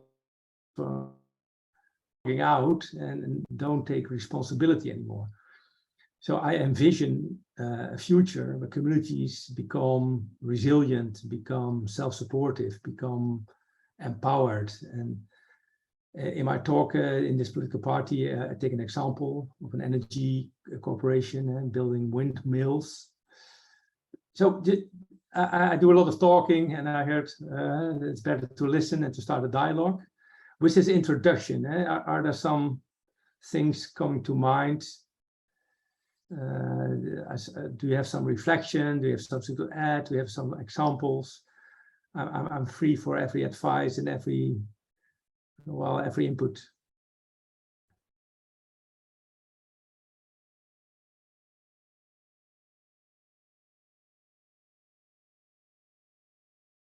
Or are you waiting for answers from my side how to do it?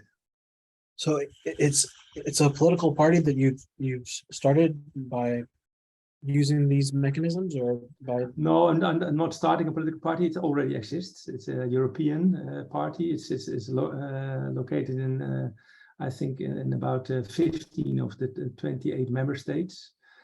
So I had contact with the Dutch chapter, and that's where I'm going to do my talk. And I'm looking for advice, I'm looking for wisdom, I'm looking for everything you have to offer.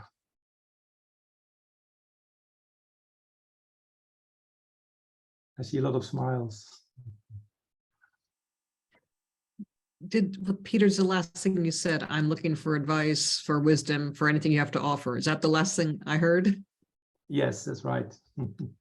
Sure. And like, I'm not sure I understood understood from your description, what would be helpful to you? Well, I think the listeners, my audience, the people who I'm having a dialogue with, hopefully, I think they're looking for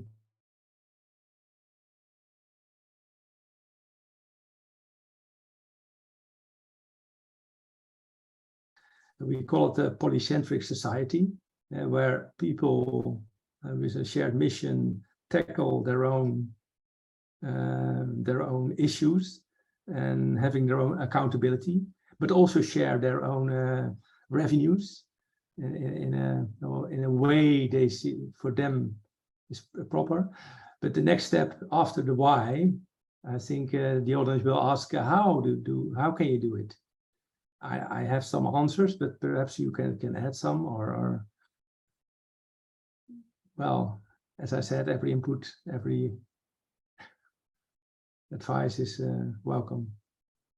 I have another clarifying question. So you say it's going to be a talk, like how many people are you expecting? Yeah, what will the setting, what will the environment be? I think there's 40 people, and it was topped off, so it's closed now. And yeah, well, I imagine I'm going to see the room myself. I don't know it yet, but just me on in front and the other people on their chairs. But I hope a little bit, not a very strict setting with chairs, but perhaps a little bit more loosely. And I'm walking around, and perhaps people also discussing among each other. I don't know yet. And is it something that resonates to you? What I call a polycentric society, where communities, often grassroots, take care of their own issues, decide together, whatever mechanism, be it liquid democracy or no, you have a whole bunch of decision mechanisms, deciding on the treasury together. Is this a vision you share, or have you your thoughts about it? So I can comment just from a very narrow slice that exactly what you described is the outcomes we are seeking in building these social impact tools at doing good, so that communities can be more resilient, they're more in control of their resources, certainly in their governance and decision making, can determine where to allocate funds, what they consider appropriate, what sort of impacts and scales we're looking for. But I have a feeling, Peter, the reason I'm hesitating, I have a feeling that this is different from what you're describing. So I think in some respects, we have an overlap of the descriptions or the descriptors, but I have a funny feeling that if you went on to describe what you're talking about, it will end up looking like a different subsegment of a social living construct. That's just an intuition. I'm not sure it's true. I don't feel the distinction as you describe it. I think we have a lot of overlap, as you said. But I think in society there are groups who are more receptive to those ideas and more fertile, how you say it in English. But as a general concept, people making communities more resilient and more self-sovereign.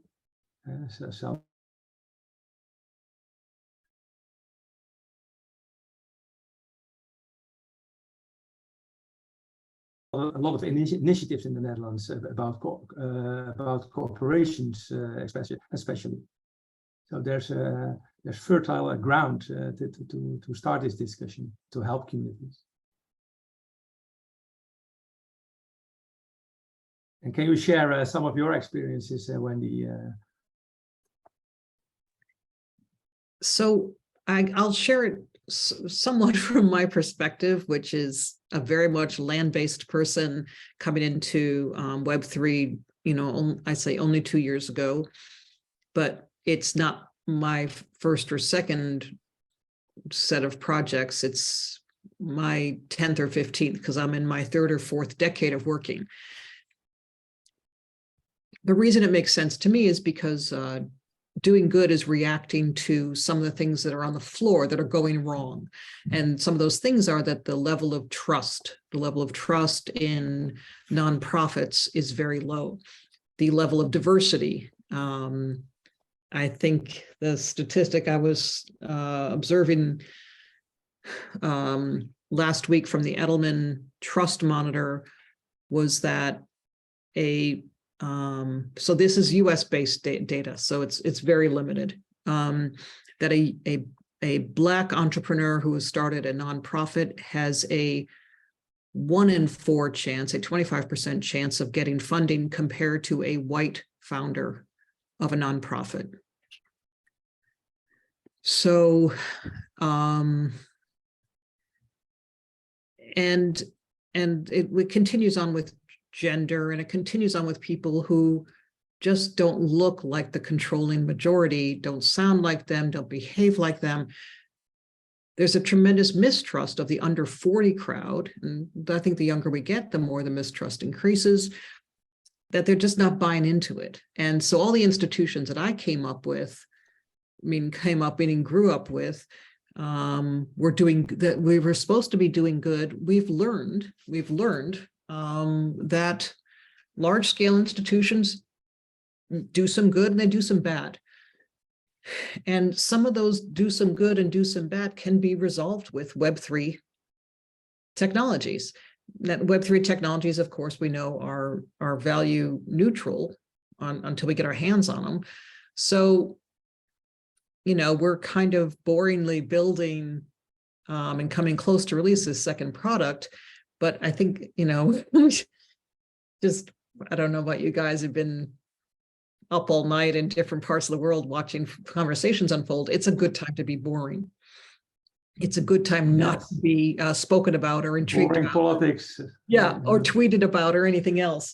So those of us like the 35, 40 people we have here in the Trusted Seat Unconference doing good with a small d and a small g.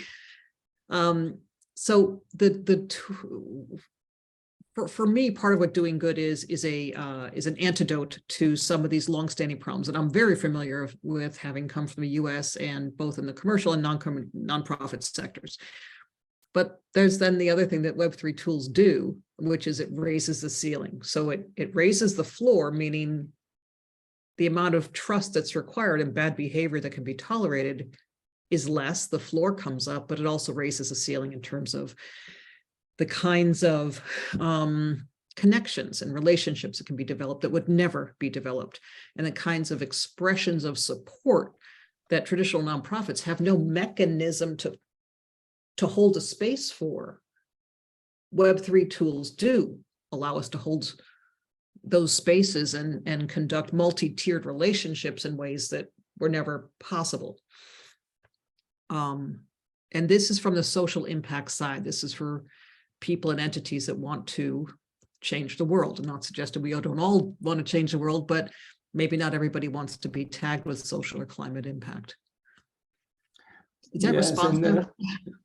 Yeah, thank you for your input. And you said, well, not everybody is involved in the climate change action or whatever, but most people face day-to-day struggles, challenges in their neighborhood, in their own community. So what we are offering with our platform is that every community can have its own constitution, his own set of rules. So you say there are web mechanisms and Web3 tools, but the ones you can pick on our platform is up to the community themselves. So they can shape their own set of rules. And one community, I imagine, will manage far better than another one. In the Netherlands, we have what we called, when you're living together in a block of apartments, and we call it a kind of a corporation of owners. It's a legal structure. There's always trouble, as always. But at the same time, they have their own rules within the legal framework. So you have to learn to be, you learn to be democratic within your community with your own rules. So there's not one set which is imposed on you, but there's a set of which you can choose. Somebody else, some suggestions, input, thoughts about community-driven, perhaps, societies, and not institutional, top-down, perhaps even creating public goods from within a community and not from the government.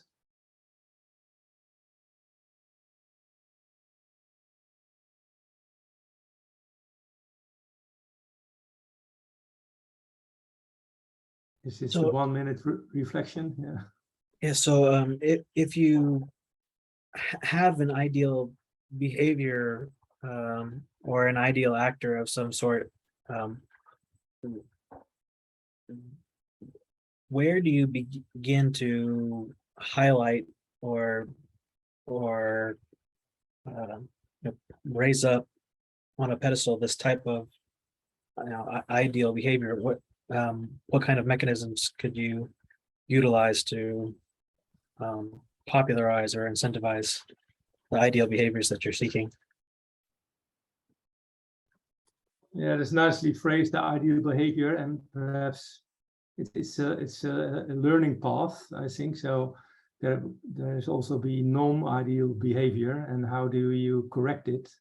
And do you have, for example, starting from non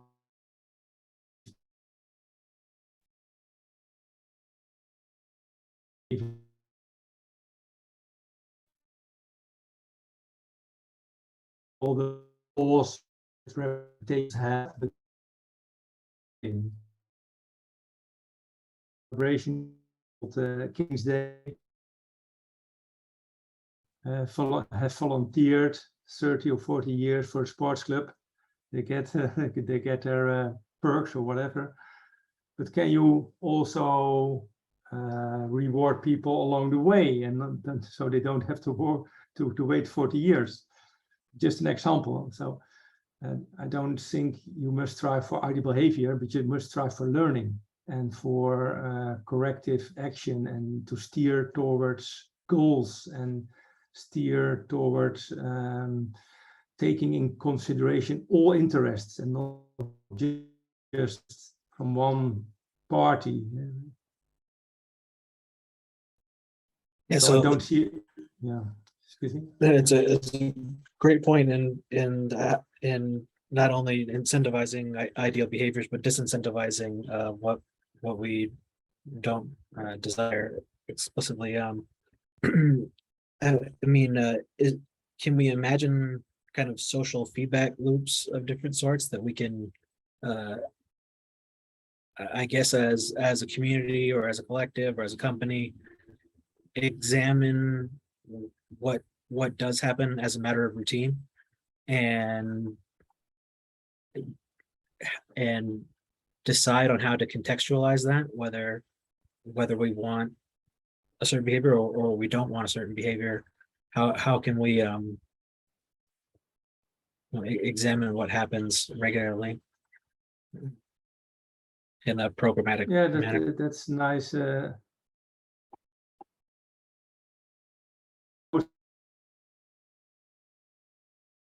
Perhaps in Web3, but transparency is also think a kind of a tool, whether you call it a tool or not, that you can see what's happening with a treasury, or how somebody voted, or what his contribution, added value to the community is. So transparency can also be of help. To make a community function more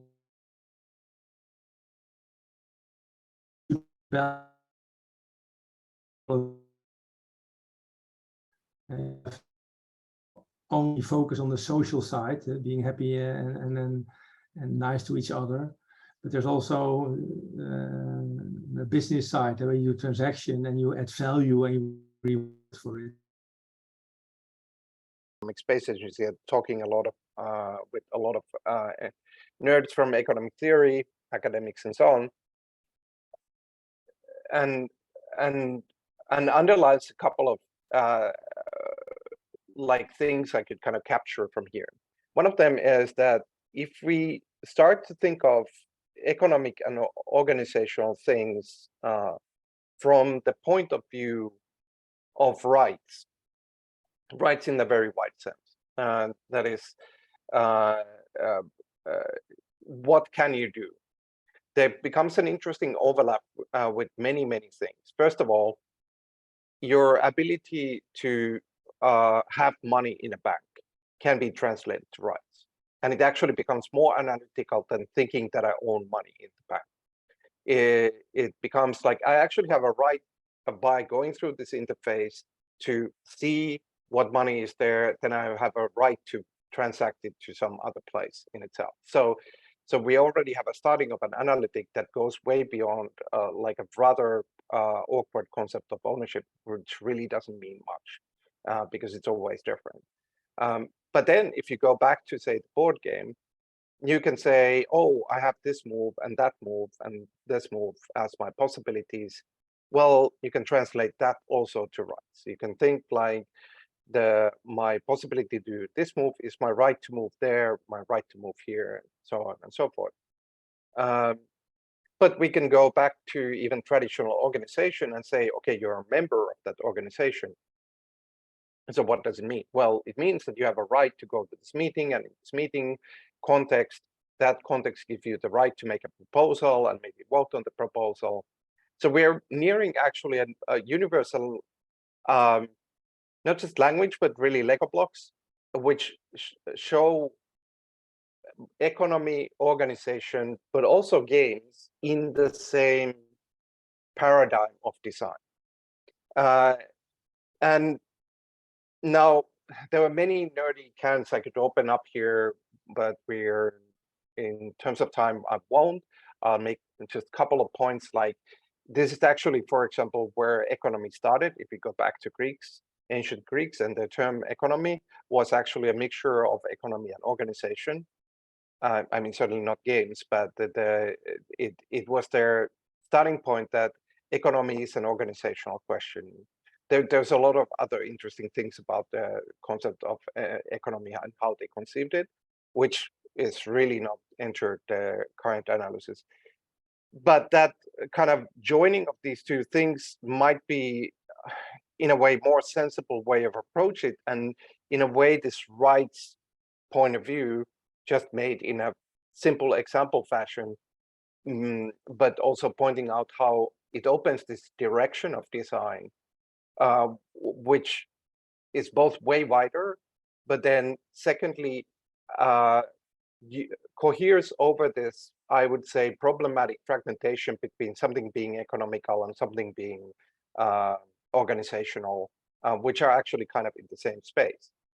But now if we reflect back to the earlier board game examples, and the points being actually behaving just like tokens, that's already happening in the game design space. Like the game design, when you're designing a board game, you're designing an organization, you get this role and you get that role and you get these rights. It's really organizing people, the players, to existence. But it's with the same language, it's also doing economy. Oh, if you do this, you get 2 points. And if you do that, you get 3 points, maybe red points here and yellow points here. But that all relates to kind of like the economy, perhaps by a winning condition, is what you should kind of achieve to do. But those are kind of seen as a whole of design. And that opens up a different paradigm, which is not like, okay, here's our economy, here's our tokens, and here's a DAO, and they're not separate, but they're actually not really separate. We can already see that. But also puts them, not only they are not separate, but we actually have a medium of, we can analyze them together. And we don't have to switch between how we think about them as design. And then finally, to go back where I started from, the sort of designing towards filters, all of that design palette towards the designer of that can inform that you're ultimately, whatever you're making with this very wide design palette is a question of designing towards people's interaction, and what should inform you is really what kind of behaviors it can create, which you cannot exactly predict, but you should still move in the tendency of behaviors, because that's really the ultimate effect of everything. That is the ultimate effect of economy. Even if you go back in the beginning, the reason to have an economy in the first place is to create a behavioral coordination. That's the only reason to have it. Everything else is just extra.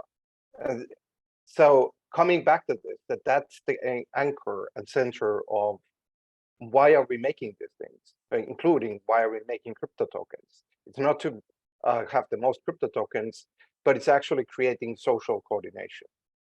And for that, looking at games, which have always been doing social coordination, is a good way to be reminded of this sort of designer goal or designer principle, that you're working all of these things together, and your goal is ultimately designing behavioral patterns, and that ultimately sets up,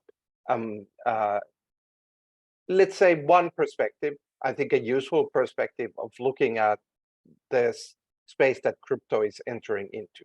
I'm not saying it's the only one, because I do think somebody could capture it from a different point of view in a very interesting fashion as well. I'm also not for one above all kind of models. I don't think it has to be a battle, but I do think it's a useful one. And to finish, I can say, so I am developing these kind of things in Economic Space Agency, and there is kind of an open interface, which is the XORG, written XORG together, which is experimental organizations, which is kind of like a meeting group between some of these experimental designs and anybody who's interested. So if you're interested, let me know, send me some kind of message. And maybe now, since everything is late, I can open it to some questions and then fade into the background as the next thing happens. But the questions first.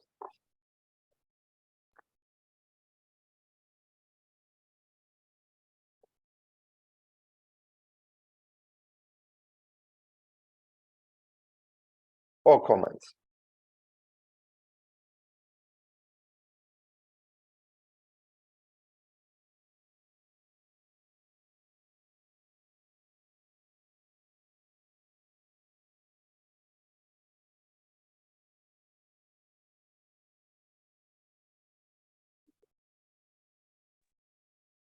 Come on, somebody has some comments.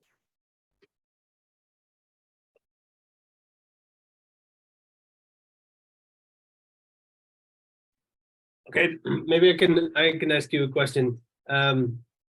If you, because this sounds like a solution system for complex organizational problem challenges.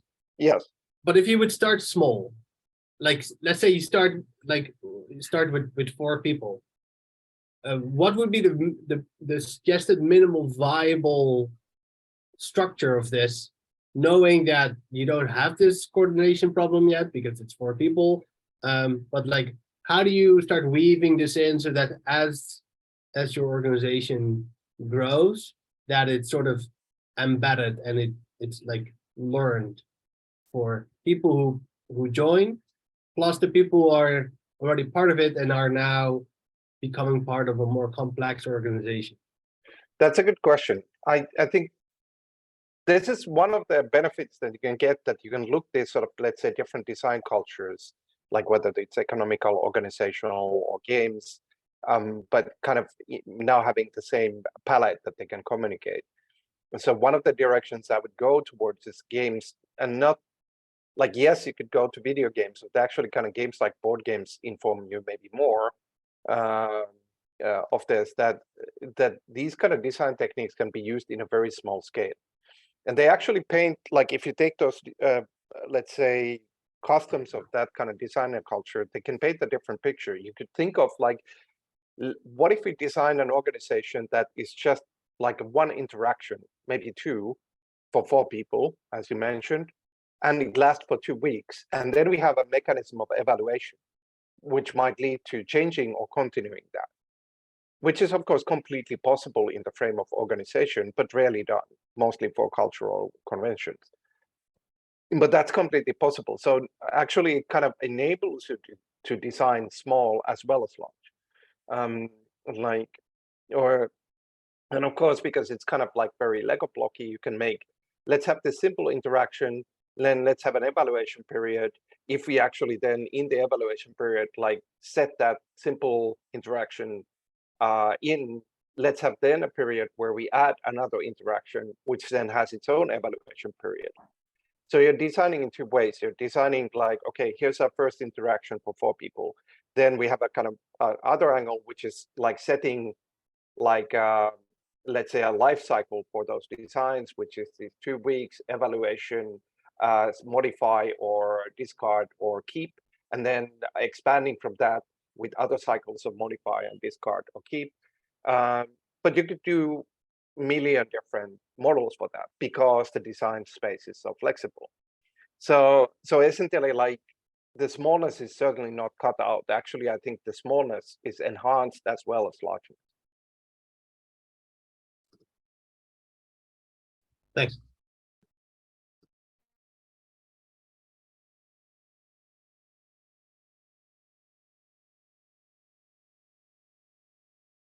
Maybe if somebody has a last question or comment, and then I'll let go if that we can sort of keep in the molding time schedule.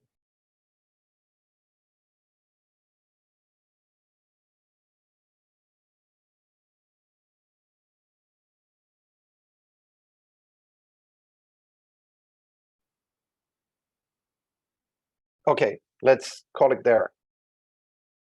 Thanks, everybody. And whoever's next can take it. Yeah, thanks, Pickle. Not so sure how this works. So I just take over because I put the next topic in this room. So I'm not sure if you came for this topic. So for supporting decentralized or local local change maker. So okay, so nobody leaves in panic. So maybe I'm not so sure. We now have only 20 minutes or so left. So the original idea I had here was more or less to have to gather people who are interested in this topic. So I kept it a bit more broad and not so specific, and just figuring out how we can use this format of this Unconference in the next, let's say, 4 weeks, as I understood, to somehow organize maybe a bit of a process or a discussion format around certain topics in this space. So maybe so I'll try to maybe from my perspective. Yeah. So I see already one hand. Christopher, please. Just full meta. Like I turned up here about 3, expecting. Sorry, I apologise. Expecting to see what was written for free in room B. Is this room B? Yes, room B. Which I don't know if that happened, but then Pekko seemed to be talking about what I thought was B. I'm not going to talk for a long time. So what are you? All I'm really. What are you doing? B5 or B4? B5. Okay. All right. Thank you. Okay. Yeah, we're late. This session, the earlier session, also started like, I don't know, was it 15 minutes late or something? Okay, so you could go on overtime. So what happened to B4? Was that B4? If we are supposed to be in B4 now. That's what I thought. Oh, okay. I love this. Like full context break. It's like, yeah, try and use words now like they've all become useless. Do you know what I mean? It's like, okay. So yeah, I it's don't more see the time, people that if I the don't person who know that I don't see them here. So I don't know.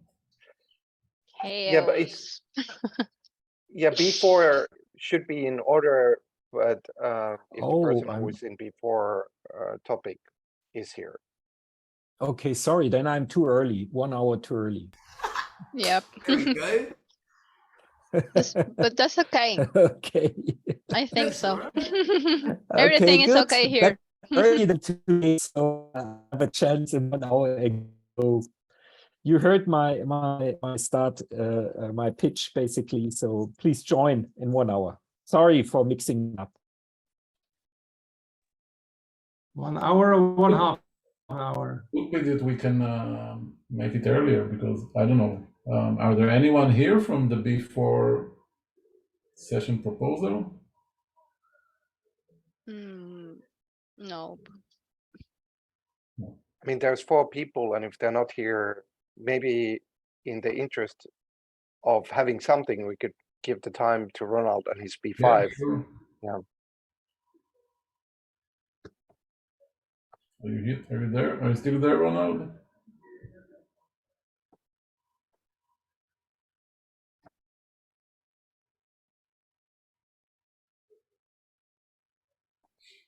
No. And conference chaos. Normal thing. Well, one is here. Ronald is muted.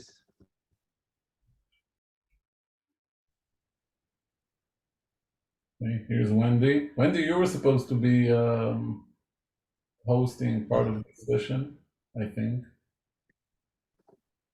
Sorry, Max and I were just trying to figure that out. Do we want this to be that session? I don't know. I don't. Anyone else? Ronald is gone. Ronald wanted to speak about something, but his slot is next slot. Anyone else want to propose a topic? I had my turn. And Wendy, you were supposed to talk in room A, I thought. A5. No, Okay. it's in B. I mean, this was the topic, Wendy. You should be up. Okay. I mean, We're we're now in late 4. about We're not 20 still not minutes in. with everything, but like Wendy, your topic is in B4. Okay. Yeah. Right. Are we in B4? Yeah. Right. I'm ready for Wendy. Yes. Okay, B4. So is this social impact protocol or leadership? Which do you prefer? What were the options?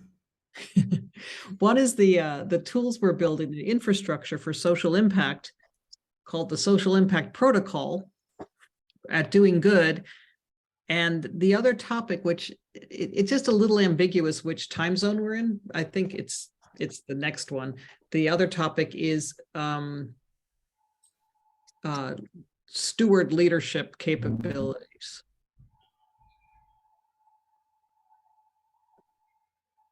Both interesting and important. I think I'm more, personally, I think I'm more interested in steward and leadership and governance at the moment. I don't know what others would like to hear about.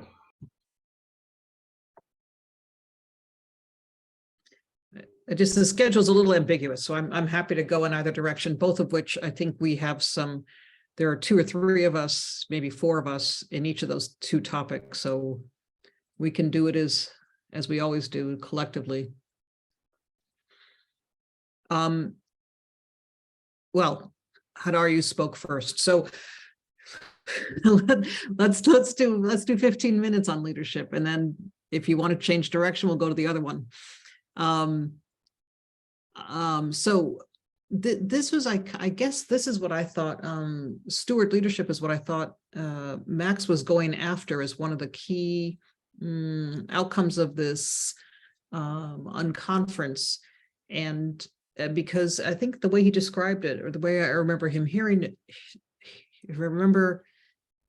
as was leading to create outcomes from within the DAO and then leading across DAOs in order to create outcomes for our entire set of communities.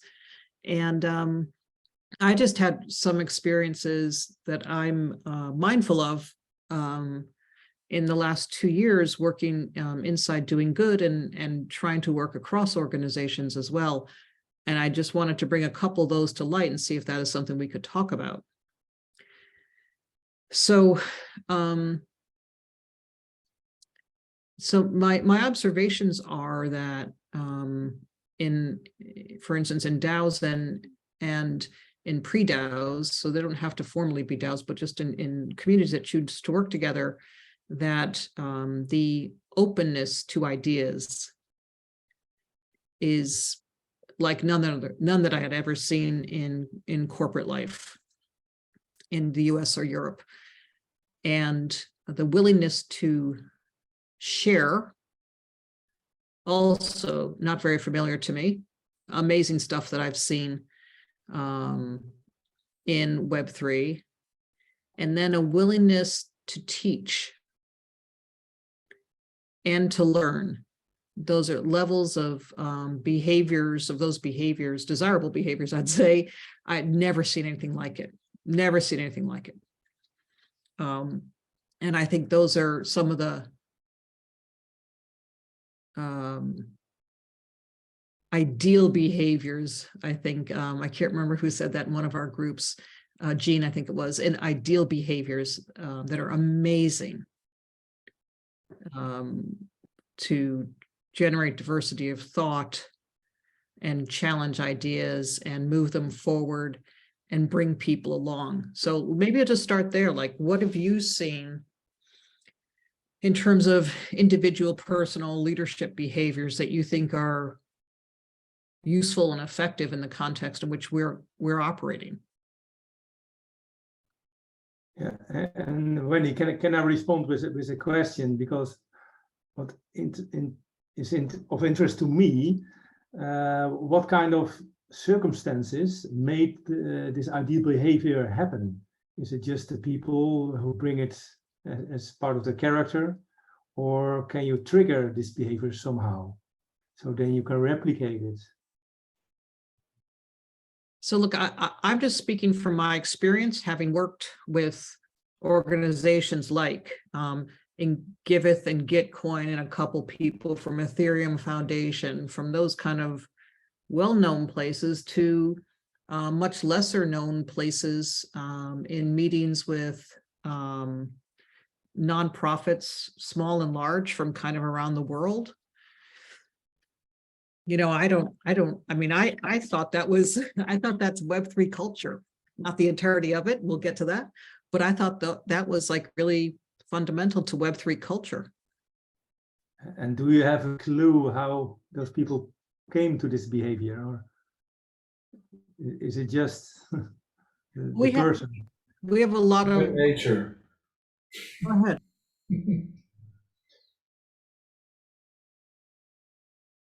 And we have a lot of folks who work in Web3 here, right? Who do projects part-time, full-time, whatever version you do. Like, have you seen some of those behaviors?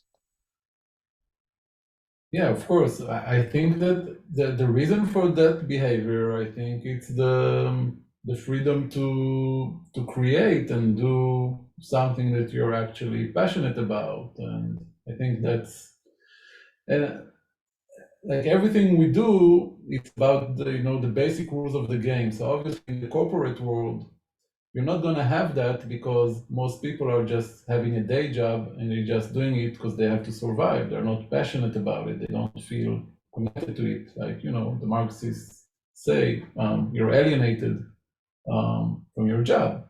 And in the Web3 space, it's all about innovation, all about the possibility of creating new systems, right?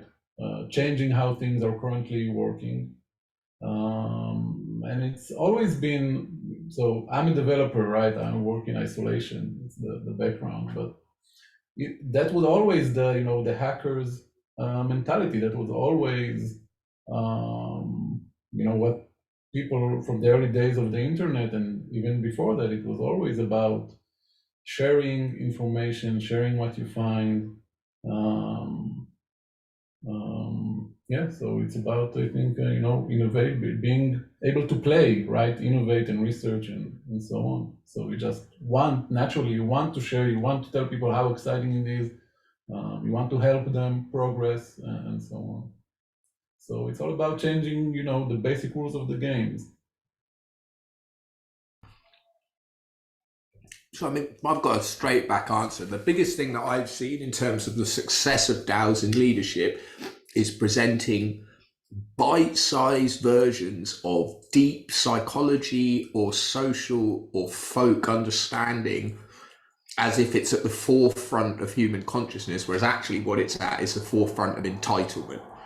Right, and that little place there, most of the DAOs that I've been anywhere near sound like that to me. Right?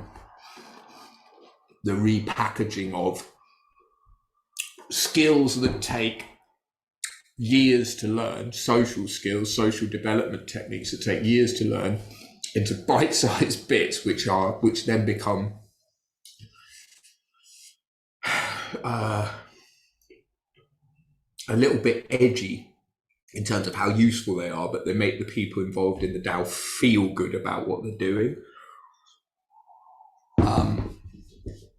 But I've only seen a small. It's one of the things. It's like I don't know what the broad scope of the DAO space is. I mean, I've been around in it for a long time. I built a blockchain in 2016.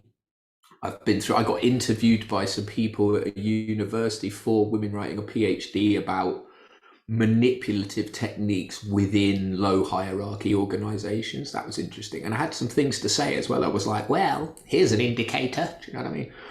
If you ask somebody a question, they can't answer till they've gone and conferred with all their people. Like, yeah, some of the time that's because they're like, there's 2 worlds there, my friend. That was fun. But I don't know if I'm picking the meaning of leadership in DAOs correct in this conversation, because I went and got lunch. Does that make any sense? Like, even on topic? Actually, we were just exchanging chili recipes. I don't really know where you're coming from, Christopher. Basically, more oil. Yeah. Yes. Like, sorry. That's it. Yeah.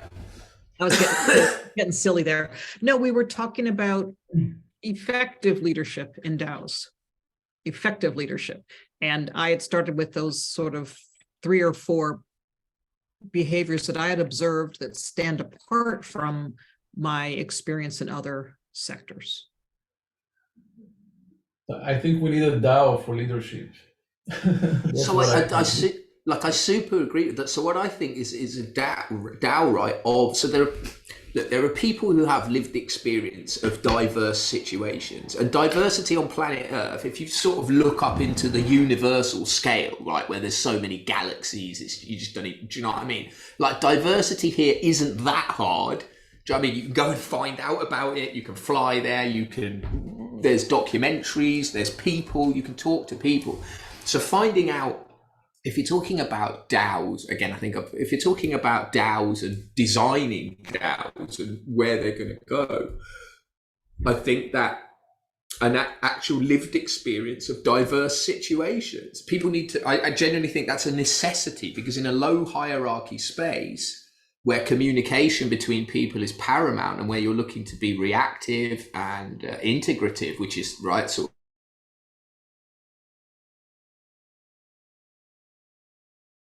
Christopher, your audio is breaking up.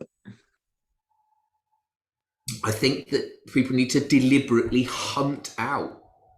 And if you've been lucky enough or skillful enough, Wendy, to be in those kinds of spaces, that's a skill as well. But to hunt out lived experience of diversity, like everyone in the whole world, especially the global north, essentially has a duty to do that, in my opinion. It informs the way people behave. It forms their communication skills, their expectations. Like when somebody speaks, part of the reason that I don't answer quickly is because I've got no idea what context they're coming from. Do you know what I mean? Like, I've met people from all over the place. I smiled at a guy once and he went absolutely mental because I thought he was pulling a pirate face, but actually his face was genuinely stuck like that. And he just went fucking ape shit. And he was sort of joking as well because he knew his face looked like that. And he was like, well, you know, and I was like, yeah, interesting. But the space of Again, like I've worked in deeply Muslim cultures, I've worked with the Taliban. Do you know what I mean? That took a bit of work, believe me. I had to sit and be fucking respectful as hell whilst I got threatened. And then I was like, yeah, but there's no point threatening me. I'm just trying to help. Do you know what I mean? Do what you want. And eventually I got a hug from a priest, you know, and was like, thank you. And I'm like, yeah, no problem. In public as well. But that kind of sense of like, I don't know what's going on, to me has been very, very useful. Yeah, like really.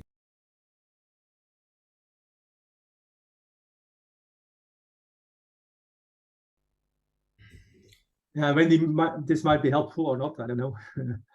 In my company, we call ourselves a DAO, although we aren't really a DAO. We just pretend, and we like to practice all the techniques.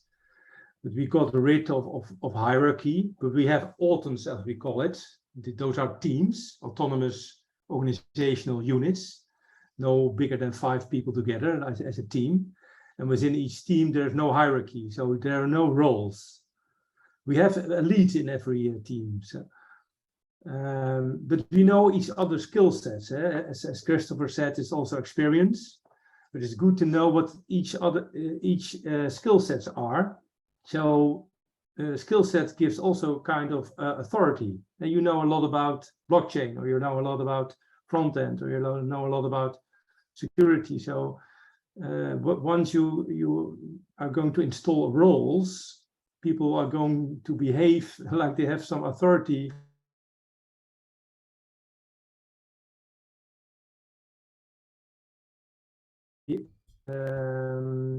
Grant.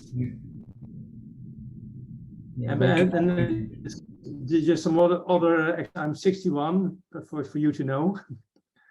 But sometimes it works not good for me, because young people say you're old, you don't know about technology. Well, I know a lot about technology, but also they distrust me because of my age. And I experienced it in the Web3 phase, Web3 space. Yeah, I also have.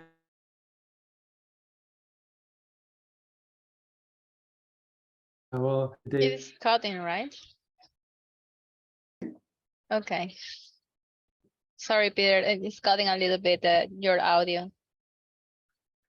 Okay, well, my message clear? And then I stop talking. Yeah, I think this, like, as you said, people knowing your skills. Like I was talking to someone in an agile, what was it? Agile something Glasgow, right? Like sleek agile Glasgow or whatever. And a guy was saying they're quite a young dude, and he was just moving to a different position. And it's like, okay, it's like, well, how do I integrate with people? It's like, there's all sorts of things, but go and sit next to them while they're working for 20 minutes. And the knowledge you'll gain, and it's enormous. And then you can put other people's behavior into their own context, right? Like that's useful. It doesn't take much. Well, I mean, it takes you to try. Your brain's really good at it, but you have to actually allocate time for it. Yeah. So I think that's a really good point. And Peter, yes, I think notwithstanding the audio, I think we got a pretty good sense of what you were conveying. I was hoping to actually go to the other side. So the diversity of styles, the diversity of thought, the skills in composing a team, understanding the other's context. One of the things that I think is so for me, a DAO is a functional entity that has a purpose and deliverables or outcomes. It's not necessarily the case. It's just the way I imagine it and the way I've been working in it. So those deliverables, that's where I think that stewards have a unique role, because what we've described so far are probably behaviors that everybody in the DAO should be exhibiting. And I think stewards in particular, and this is what attracted me to the topic, that I'll just posit something and we can pull it apart. One of the things that I see that slows down the delivery is not enough of clarity of goal, a mutual understanding of the definition of that goal, given that we come from such unique perspectives or different contexts. Good to see that this is familiar. And then the next step, which is, okay, here's a goal. Let's calibrate the meaning of the goal. Can we both see it? Or can we all see it from our unique perspectives, but does it add up and why it's good for the DAO? And then the last thing I was going to put there is, do you have what you need to deliver your part of it? Do I have your commitment to action for this goal? Because we are so, physically removed from each other that I could easily go off piste and waste whatever resource I could if I haven't really committed to that joint definition and then a joint commitment to action and then a recognition that I have what I need or who I need in order to get that stuff done. That's one of the areas that I think there's room for, much more attention from a steward leadership perspective.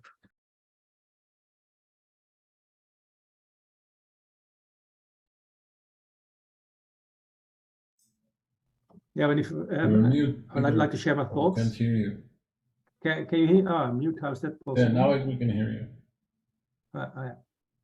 I have some thoughts, but might be useful.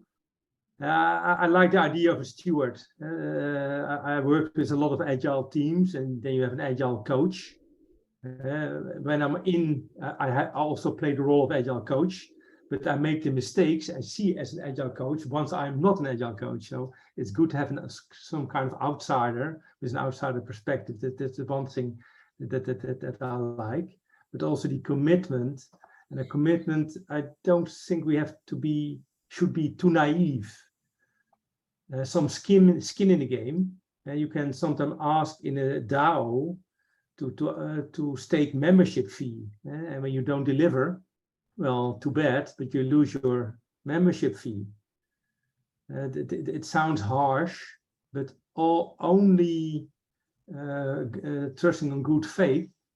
I don't think it's all some skin in the game. When you are affected, when you lose together, and what kind of skin in the game that can be coins or whatever. I think that's not so bad. And also you were talking about work packages of things, the deliverables, a small contract, and not a legal contract, but these are the requirements, these are the timelines, this is the payout scheme. When you don't have those, it can be tricky. So some marks, some agreements, I think that's good thing to do. From my point of view,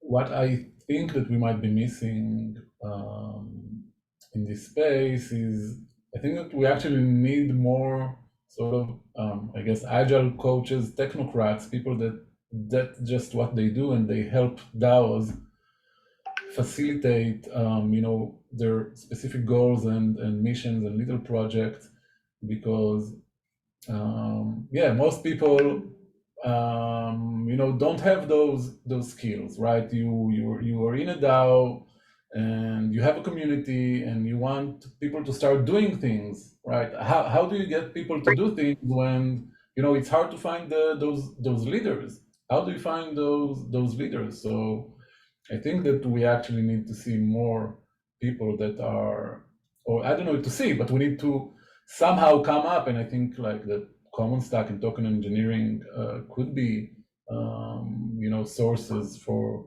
for more people that are maybe just moving from DAO to DAO and are helping the communities. I know that this is what we need, so I'm just. That's Adar, if I can challenge that, I think it's legit that there should be a hot and cold running supply of leaders who help with coordination and alignment, and some of this leadership stuff that we're talking about. However,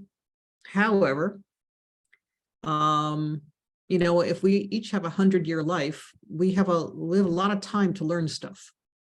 And so I wonder if given that, for instance, you and I work together and this is, let's make believe, your first time spending far too much time with somebody who's not a dev.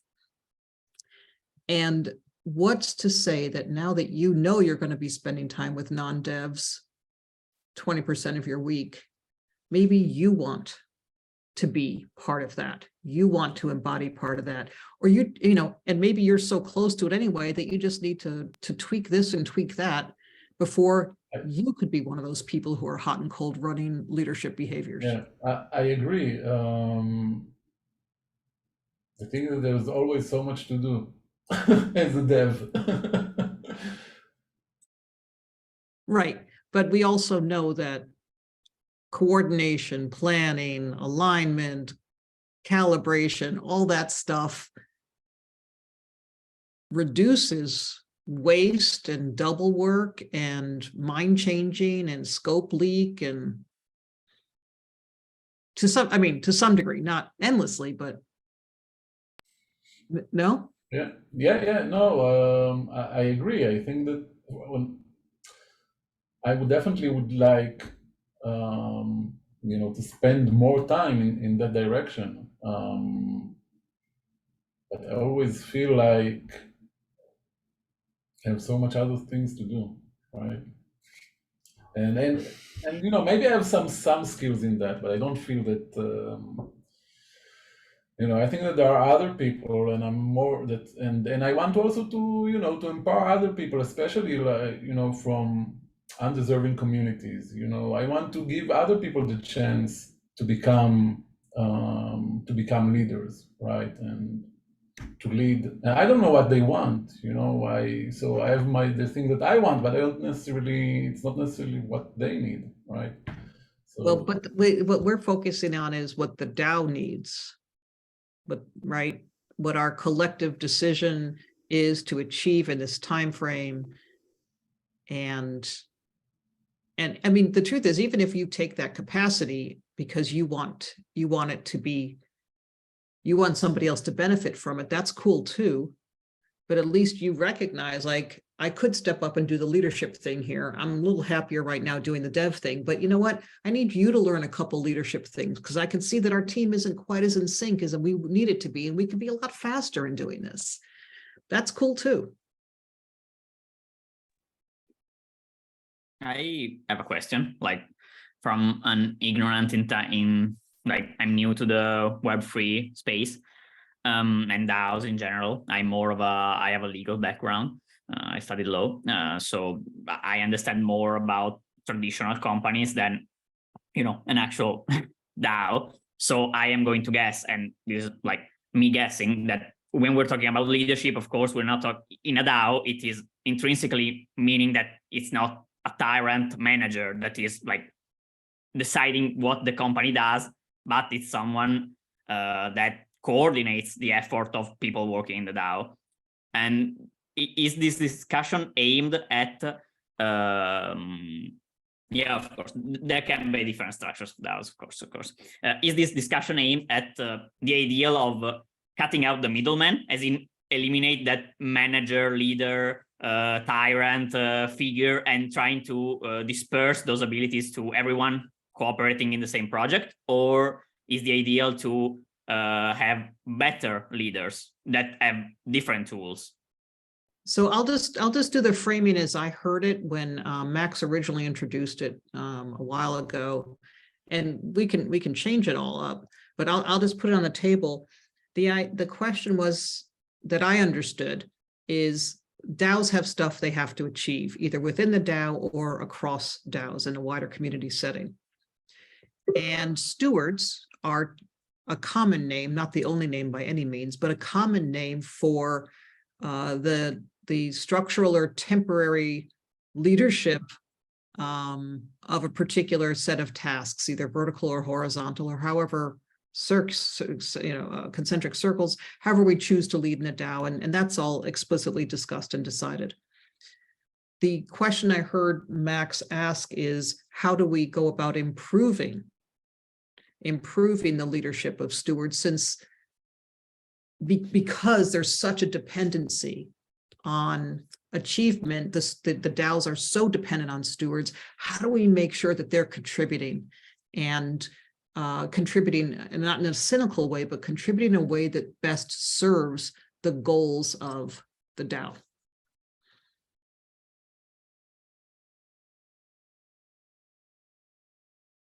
Domenico, does that help frame things or not yet? Yeah. As I said, like, so the idea is to, as I said, basically make everyone who works in a single project try to achieve its goals better by giving these leadership skills to most people working in it, basically. In the project, that is. Not exactly where I was going with it, but I may ask, Griff, are you available? Yeah, what's up?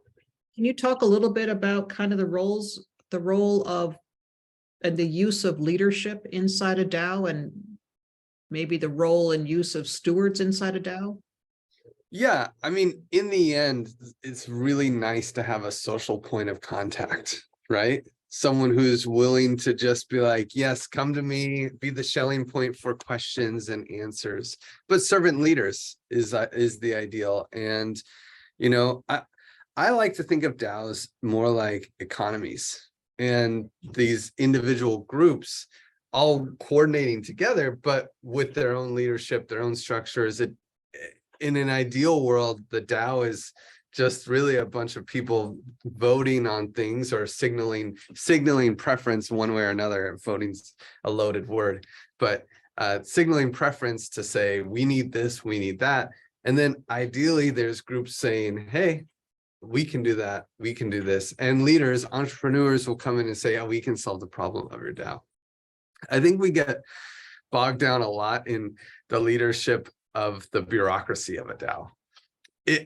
The bureaucracy of the DAO has to be structured however it has to be structured. Things got to move, and you know, sometimes the core dev team doesn't want to make proposals on Discord or on wherever, Discourse, to get their funding. You know, it's just, it would be annoying, and they're going to keep moving. So I understand a variety of structures. I don't think every DAO needs a fully flat like non-hierarchical structure. It's, in an ideal world, in my opinion, it's all about, it's not about the structure, it's about getting things done and the ability for other groups to come in and participate in any way that they choose. So leadership in DAOs, I think it's I think there's like ideally servant leadership is going to succeed, but at the same time, if you know, there's a dev team who just wants to kick ass and they want to use a hierarchical structure with the classic model, I don't think we should worry about it so much. I think the mission of the DAO is more important than the operational pattern that they choose. Okay, yeah, makes sense.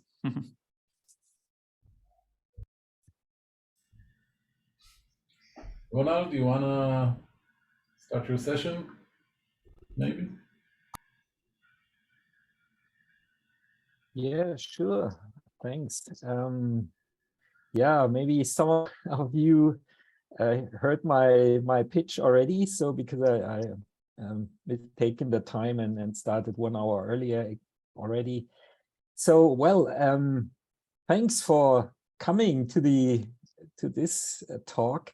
So the idea behind this is, if I put it basically, if I boil it down, basically, we see I'm starting from the point of working in social transformation, and social transformation in a way it is done currently is very much organized in a process, in a value chain, if you like, coming from some people who donate for something, made individuals, made foundations, made even governments. And then there is a stream that leads down to some people who usually are somehow parts of of a community that receives funds, that receives technical advice, and whatever you call it.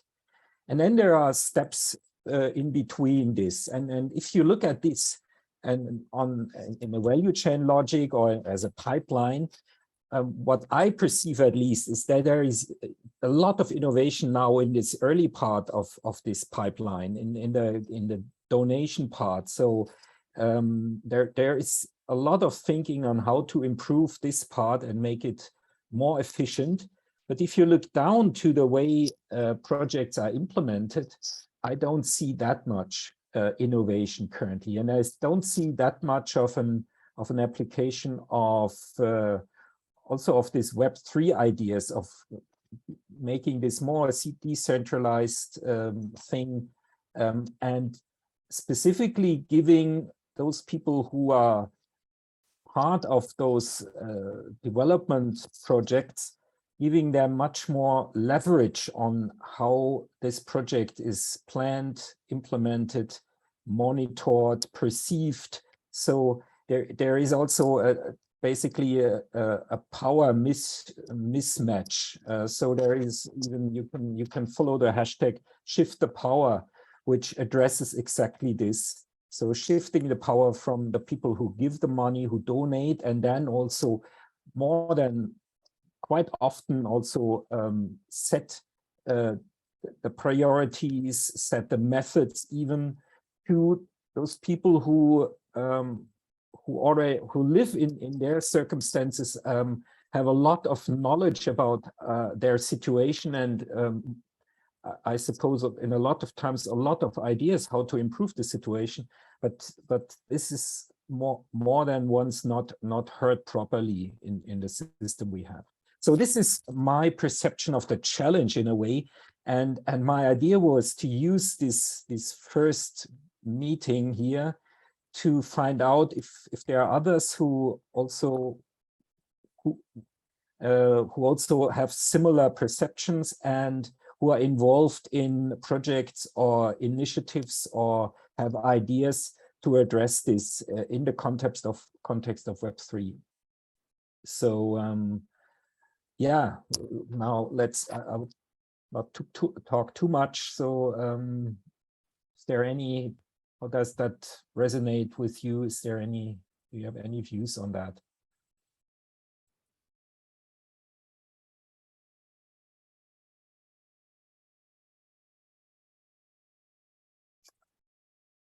Okay, I'm not sure how to interpret now that there is no. So maybe I ask more directly. The title was change makers, local change makers. This topic, is this what you brought you to this session, or what was what brought you to this session, and what attracted you to this topic? Is it so the local change maker and maybe the potential you see in this area to use Web3? Yeah, I can say something about this. So yeah, I believe, I'm attracted to Web3 because I see it as an opportunity for a lot of hyper-localization to occur in the world. And I guess because I'm coming from an agrarian background, agroecology, and I want to build tools to help farmers specifically. And I'm really running into the problem for the inputs, right? Like the funding is not available unless it's for scalable projects. And I'm trying to always explain not every project has to be scalable. Actually, it's better if you fund scalable infrastructure projects that aren't necessarily like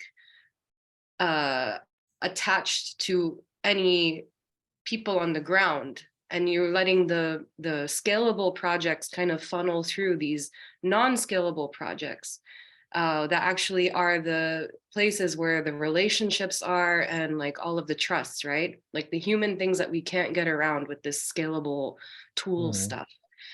And this kind of just like doesn't register a lot in impact funding, impact funder minds. I mean, even talking to people who are in agriculture, in agribusiness, like they're just totally not, they don't know how to, I guess, give me any solace on this problem.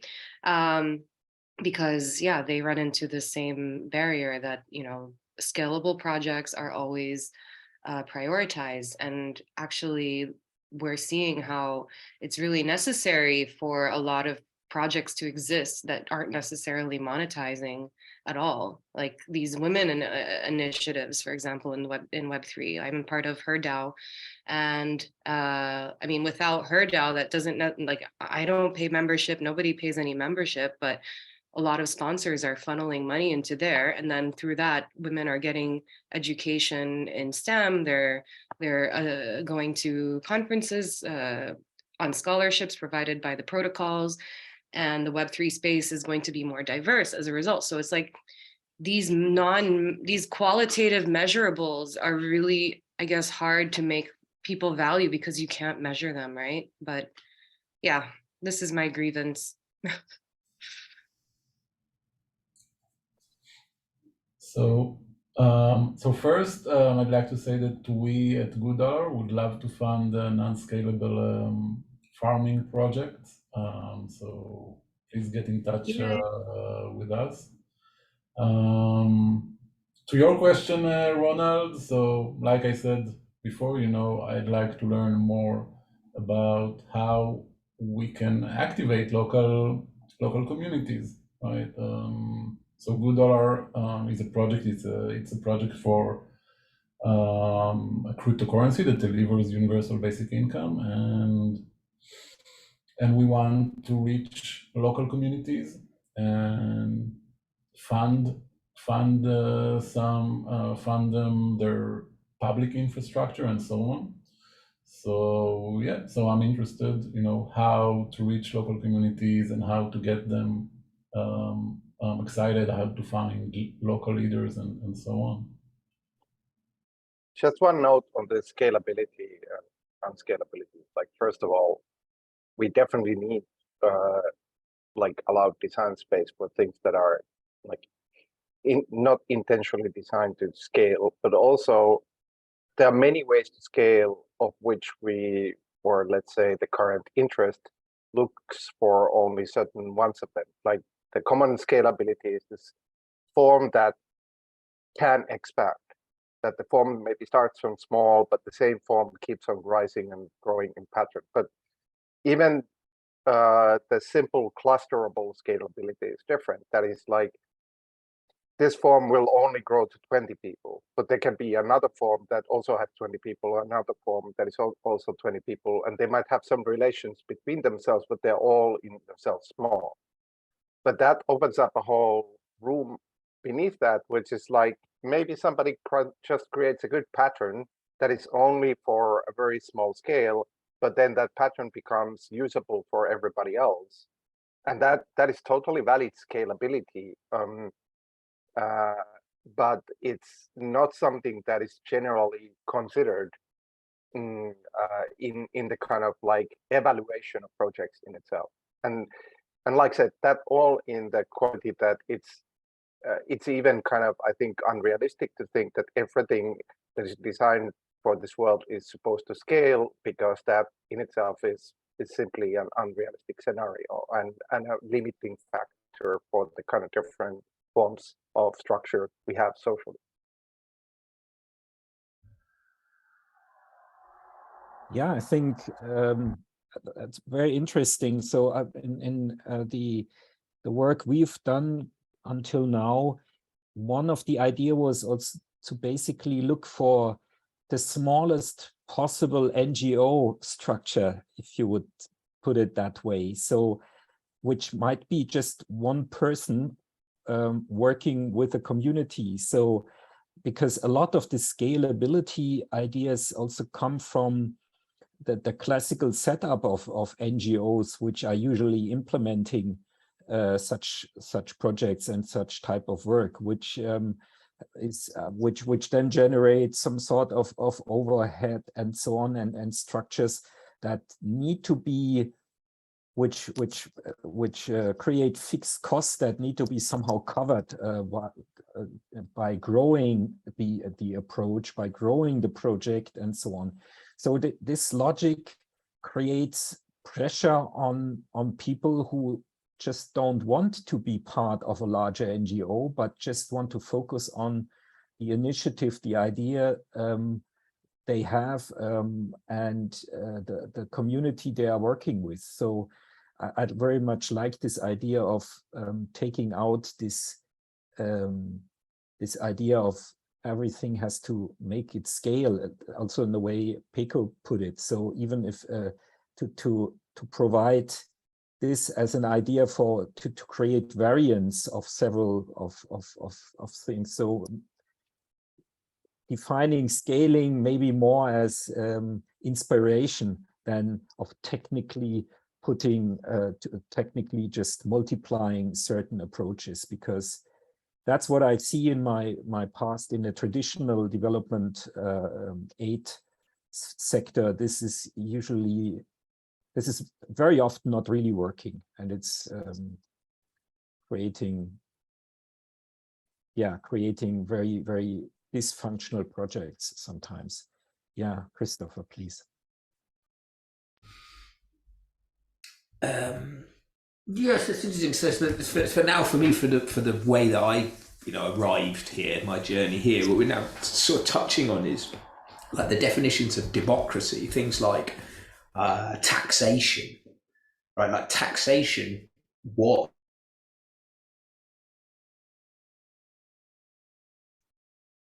Cut out, Chris.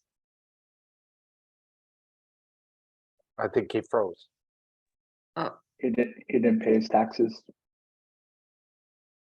Yeah, maybe he's tax he has to authorities just got them. reconnect. Yeah. Letter So I don't. delivery. Oh, okay. Yeah. The letter delivery. Cut out, is, Chris. Sorry, Christopher, you were frozen. For Frozen. Yeah. I don't know. Yeah, I think you have to repeat. Okay.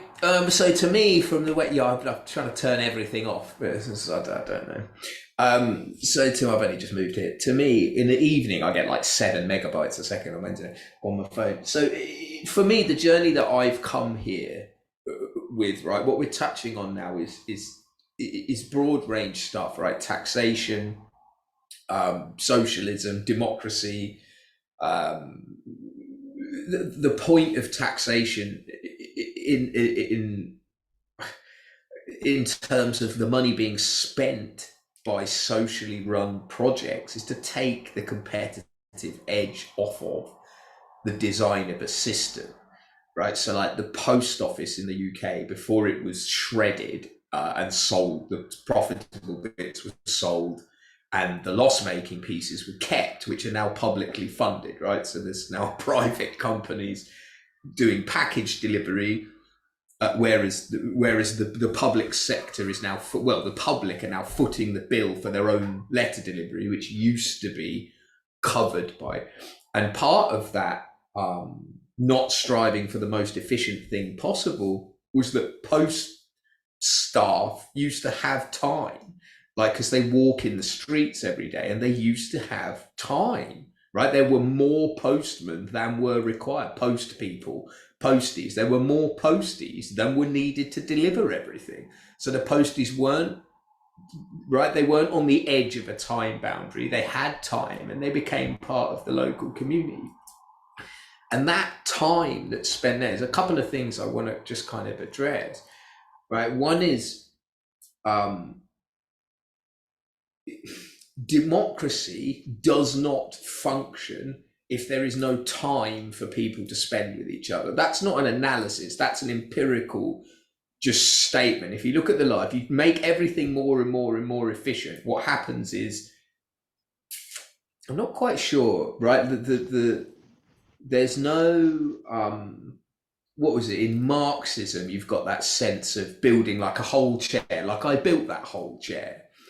right? In these kind of the way the systems are set up now, there is no accountability. Like the staff you speak to have no decision-making powers at all, right? And so you're left in this weird scenario where, to be honest, as a consumer now, about half of the transactions I engage in, unless it's someone like Amazon who actually do their job properly well from the consumer perspective, but probably about half the transactions I try and engage in now, the customer service is so bad that I essentially have to do the job that I'm paying the company for. I have to contact them, find out what's happened to my stuff. It happens about half the time.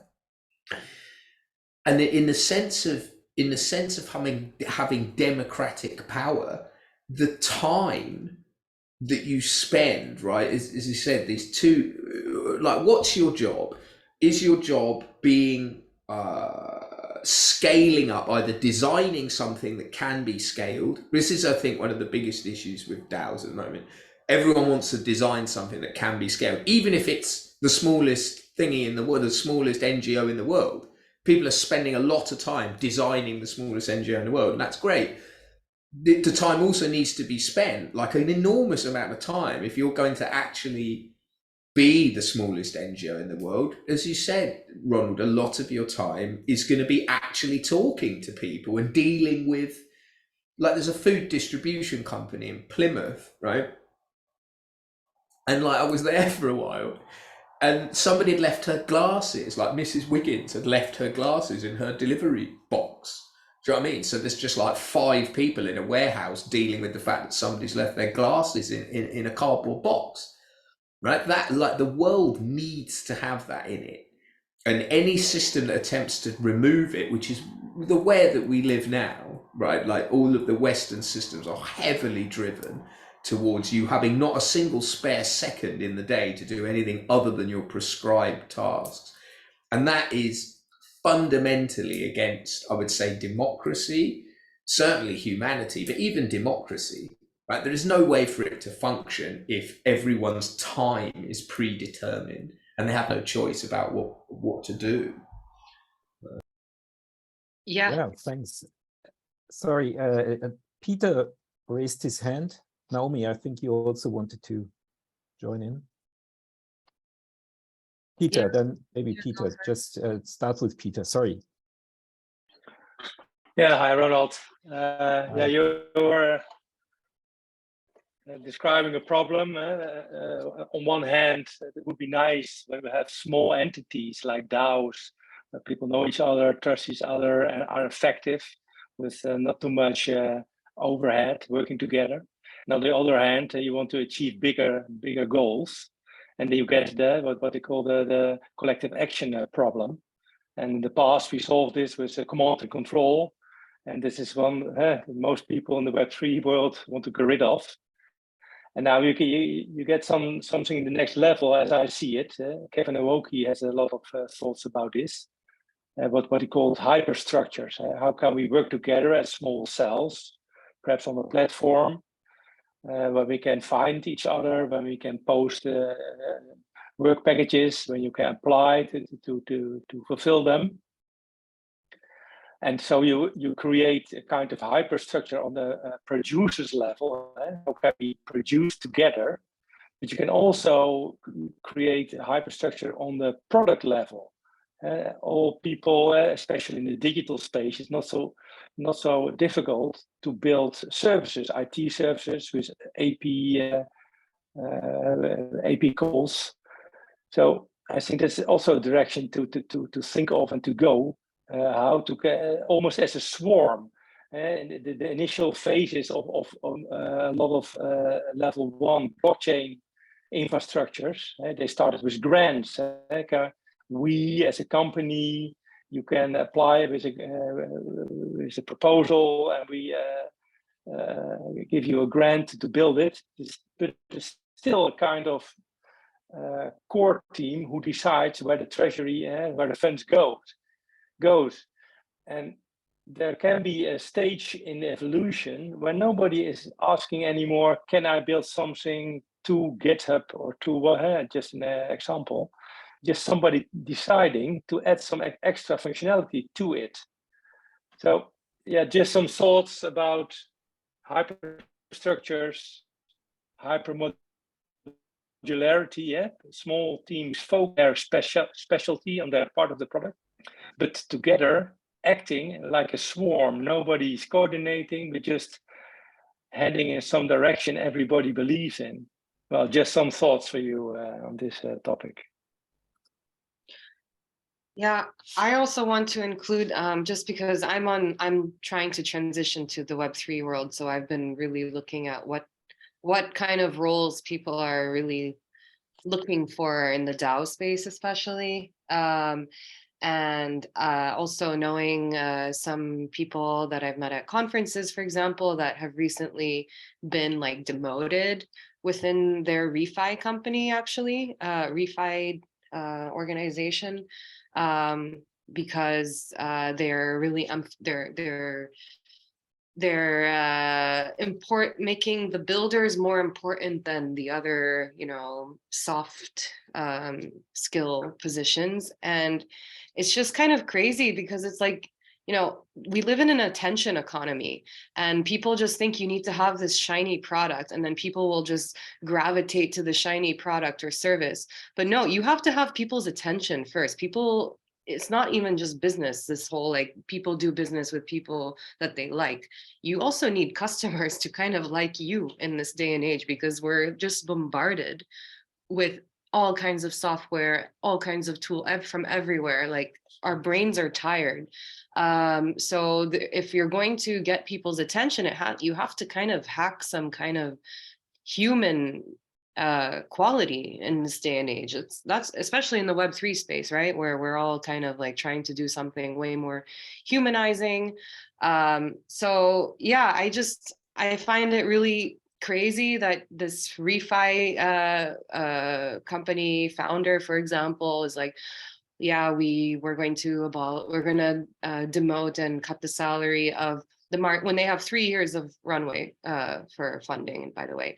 So but they're prioritizing building when they don't have anybody to like market the product to, you know? I mean, it's everybody talks about community building.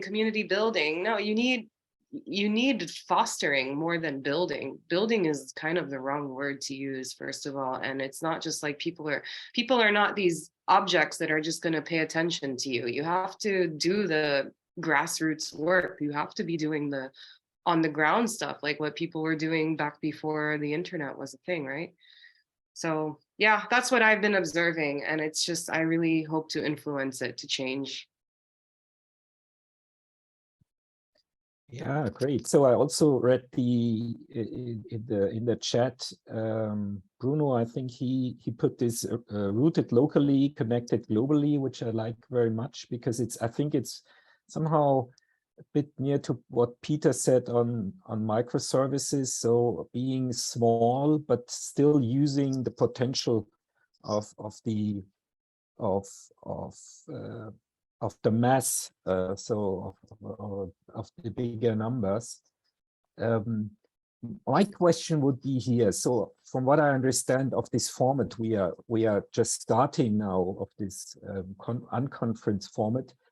If there is some appetite from a few of you to take up this topic, make it more specific, obviously, and then trying to somehow come into a more practical mode of thinking of something which is more tangible than what we are currently describing as a problem, more tangible in the direction of not a solution, but at least a tool or a structure or mechanism. So is there any feeling of working that topic, working around this topic with in the participants here in the room?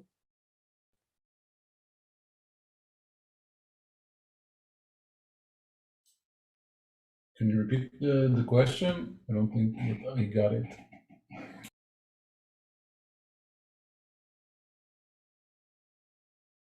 Sorry, Hada, I did not get the point. If you can repeat what you were asking. Oh yeah, well, I was just asking if we come. I think I feel some. I think we have some common ground in the way we sense the challenge, and I think there is also this idea that Web3 can be something that helps to overcome those challenges. Now, what I'm asking is, within the group of people now, this virtual room, are there people who want to make the next step and use this format we are now starting to work around this type of challenge and in the direction of making tangible next steps for a solution, for something that can be built, that can help as a tool, or can at least contribute to the discussion.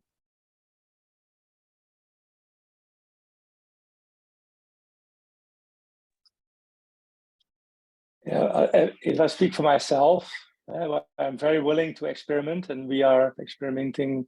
I'm going to experiment with improvement proposals. How can you make proposals as a community member or even an outsider? How can you rank them? How can you allocate funds to them from a treasury by decision making or by signaling your preferences? And also grant programs. How can you allocate money to proposals? So yeah, your general question, who's willing to experiment with Web3 techniques on a community level, as I understand your question. Yeah, that's all my life is about at the moment.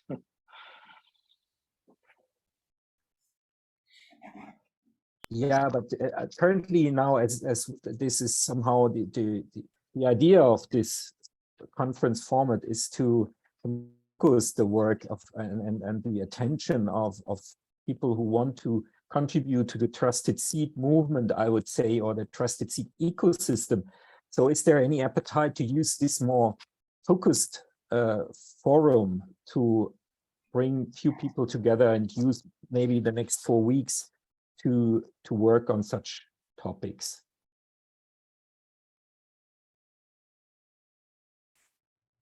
Yeah, I think it should start with a shared mission, a shared goal, where we can commit ourselves to. Is it a mission that applies to my values and to my ambition? So the general question is too broad for me. But when there's somebody or some people who are rallying around a nice mission, well, I'm very willing. I think that I already said that, so I hope that I'm not boring. But I also saw that Robin mentioned here that he's his experience as facilitator, and Naomi was talking about human-centric approach, and I was saying that I feel that there is a need for people to facilitate and so on. So I think that we have like token engineering kind of DAO and the common stack that's about building tools, and I think that we need a space to train facilitators and people that are about community oriented. And I feel maybe Naomi is right that projects are focused on building, but I think that there are a lot of projects that are aware that they need to be, especially in the refi, that they need to be community first. And I think that those skills are really in need and are scarce.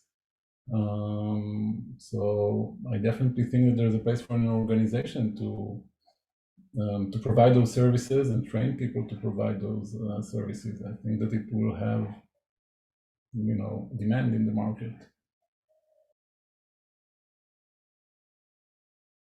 I think towards the direction of having a goal, which I think is supportable, especially in this kind of environment where having any cohesion is a good thing, but forming goals is an art form, because sometimes a little bit of a loose goal is actually useful because it can introduce more people under the roof, so to speak. Sometimes getting more specific is useful because you get much more exactness. Like really, goal is just like any expression and has the same expressive powers that the rest of our, say, language. But I would say from my side, like that I think the direction where the Web3, or rather the kind of array of different instruments, capabilities, affordances that come from there, is really reflected on communities as instruments, capabilities, affordances. And what I mean by that is like really like the early formations, conceptualizations of Web3 or things that come under that umbrella, like the DAO being the organization, are, I think, rather naive. Like it's rather remarkable that we have this sort of very vast range of paradigms of organizations in the physical world, so to speak. And then we have this one paradigm in the space that should be the wider and the more flexible space. For me, that is telling of baby steps. It's telling that probably this is not where we stop the DAO, hopefully so, but rather these are then the tools that allow us to make steps forward. And for me, the reflection is like really like what I like here is starting from the community, but then opening that question as what do we really need in terms of this kind of interaction, this kind of communication, rather than how do we make this a DAO? Because you might be cutting possibilities already at that point. Because ultimately these things are just tools. Like the DAO is, for me, not even an organization, because if you have a voting tool on Lumio, if you're an organization, you don't think Lumio is your organization. You think it's an instrument for your organization. If you have a voting tool of DAO, somehow that's your organization. That's a high level of cognitive dissonance. And I do think actually the traditional way of looking at that, whatever comes from this realm of digitalization is more instrumentation, is actually more healthy or more just flexible. And I think we should take the same approach to crypto tools in itself. Like really the heart is the community, the heart is the organization, and the whatever new instrumentation appears, it's better if it's able to respond to the qualities of the community and expand from that, rather than translate it to a DAO and make it like a full-blown DAO overall. So a direction of seeing what is the future that retains the heart of the human community, and how can these tools respond to that, rather than just translating what is the new hot word currently in the Web3 space. Yeah, very, very interesting. And I think what was very interesting as you talked, Pico, Robin was putting something on the chat, which I think is very near to what you explained. So in my words, it's very much on not starting from the technology. That's my very humble words. So Robin, sorry for that, but just to put it on through my words, so not starting from the technology, but really looking at what is there in terms of who is really acting there, who is working there. But Robin, you are here, please. Maybe you can just briefly elaborate on this. Yeah, I love this conversation so much, and I think for me, that resonates with earlier conversations during the day and different sessions about like the onboarding of these amazing tools. Like it's not really about the tools and the possibilities, because they're amazing, but it's kind of like how are they used, who are they used for, how to show people how they're used. But in the end, I really enjoy what you shared, Naomi. It's really about the people. And I'm in the process of like implementing a lot of amazing tools in my organization. what I'm meeting is kind of like resistance and frustration about like they seem complicated, and I'm reminded all the time about it's really about the people. That's why, yeah, what it's really about, and to simplify collaboration and stuff. But remembering the people in this community, and how to speak their language and understand their needs is the essence, I guess, for me.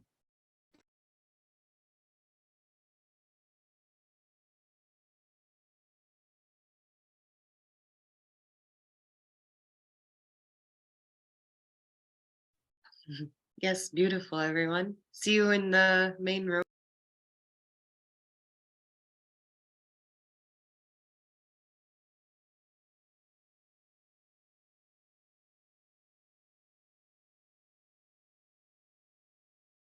No, maybe I hand it over now to the organizers to lead the way for the next steps. Yeah, thank you so much. Welcome back to the main room. Wow, like that's almost 4.5 hours flew by.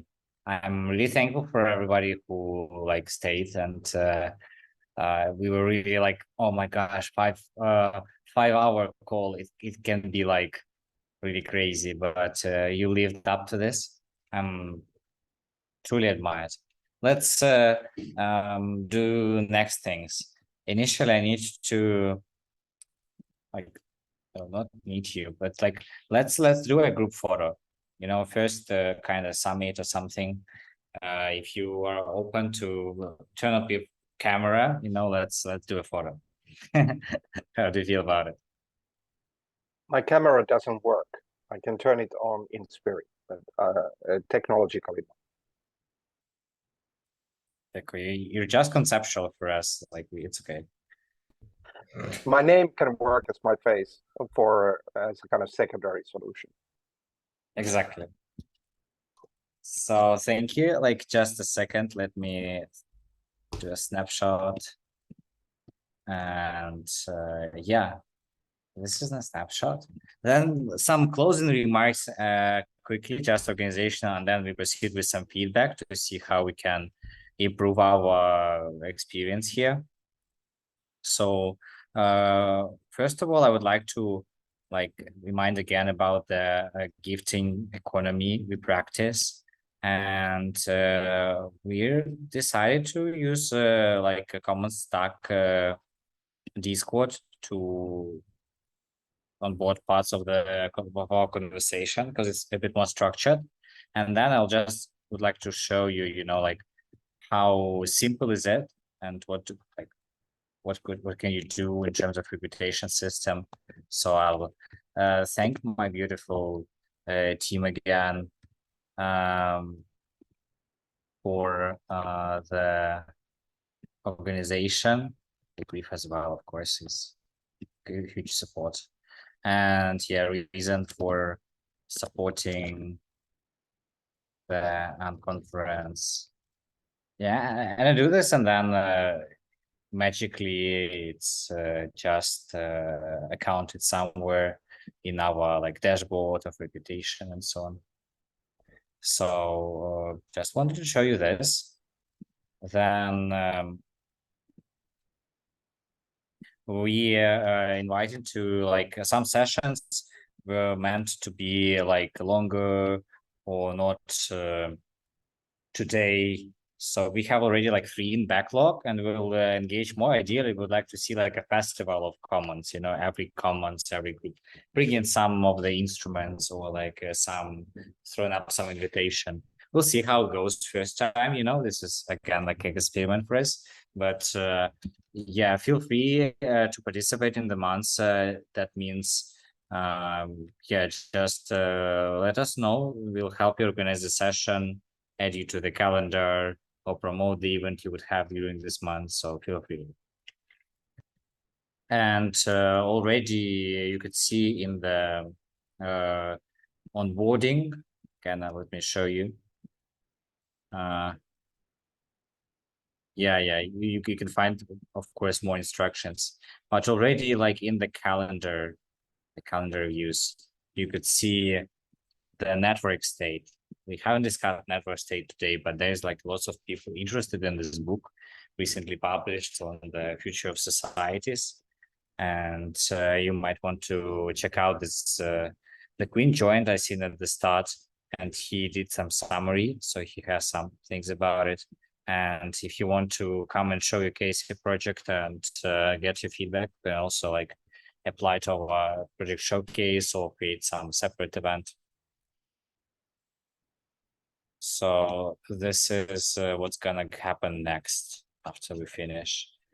And yeah, thanks again our sponsors, Common Stack, Give It, General Magic, Giga, and there's also like if you feel like this was helpful for you, this is again like we'll have more of this, right? But if you feel like contributing like in some crypto donation or whatever, there's a link in the onboarding as well, so that would help us help a lot to us.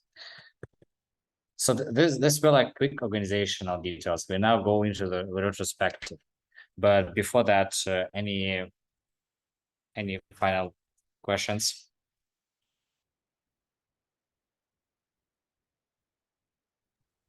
Okay, so we might have quite an open discussion, as always. We are in co-creation and we can change it. I just thought to like start maybe with this super simple framework like liked, learned, lacked, longed for. So if you feel like adding something on the board, just add, and let's set up for maybe, I don't know, 5 minutes, and then just discuss what ideas came up, what you can do with this. Sounds okay?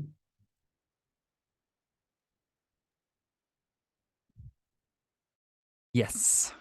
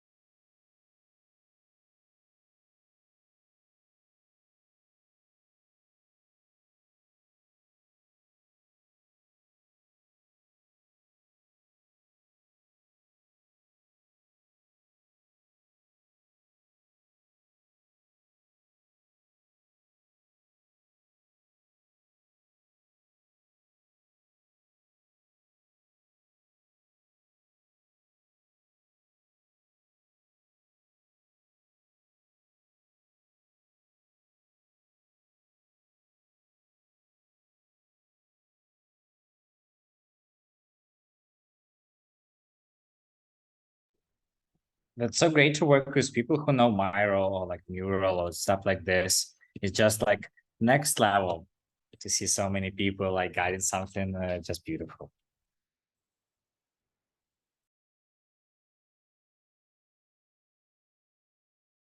We'll have a last minute, and thanks everybody for contributing.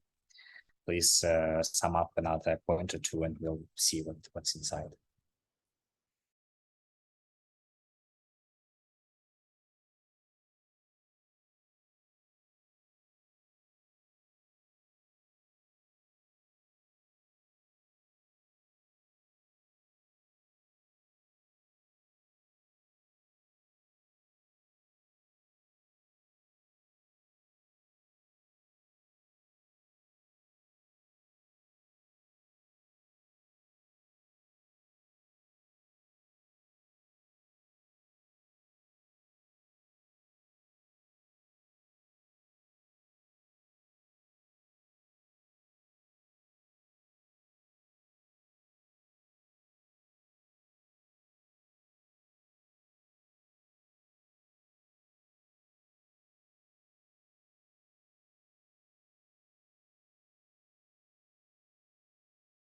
Okay, let's see. You still can finish something, but let's just see what's in there. If you don't mind, I'll take one category and then pass to somebody to read the next one, and we can see if any interesting points come to your attention. We can discuss it. Basically, in any case, I'm super thankful. I liked everything what's happened as our group of co-authors, but what people specifically outlined is that the passionate conversations with strangers around the globe. It was well prepared, thank you. Yeah, strategy, people leading the groups, we want more of this. Open-minded people. This foundation for a stronger community. Africa. Yeah, good Miro. One-on-ones, nice. Deep conversation, discussion, liberating structures, and meeting people for the first time, as well as famous people. So we have famous people here, guys. It's really good. And meeting new people, flexibility to join, hop up and hop off. Nice people, consideration for different time zones. Thanks for space, and yeah, such a kind words. Thank you so much. So yeah, maybe I'll pass the next one. Yeah, Renee, of course. Thank you so much.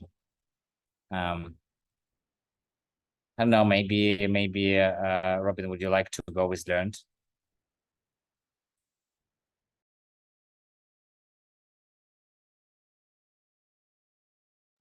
Sure.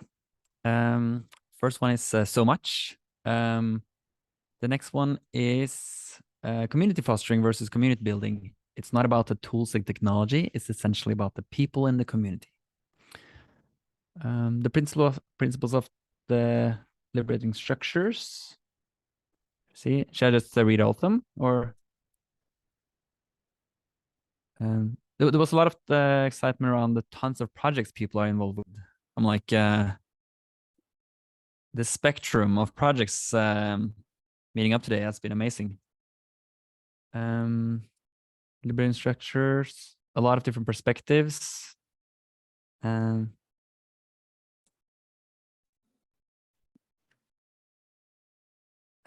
this is like interesting insight. Sadly, that the heavily facilitated sessions were more enjoyable. Maybe pointing to the power of structures. Yeah, and more passions. Should I throw the ball to somebody else? Please, if you don't mind. Sure. What about you, Adam? What did we long for?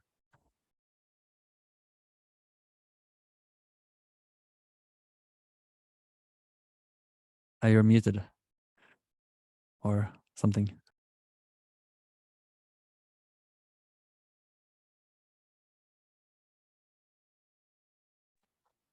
Was that directed to me?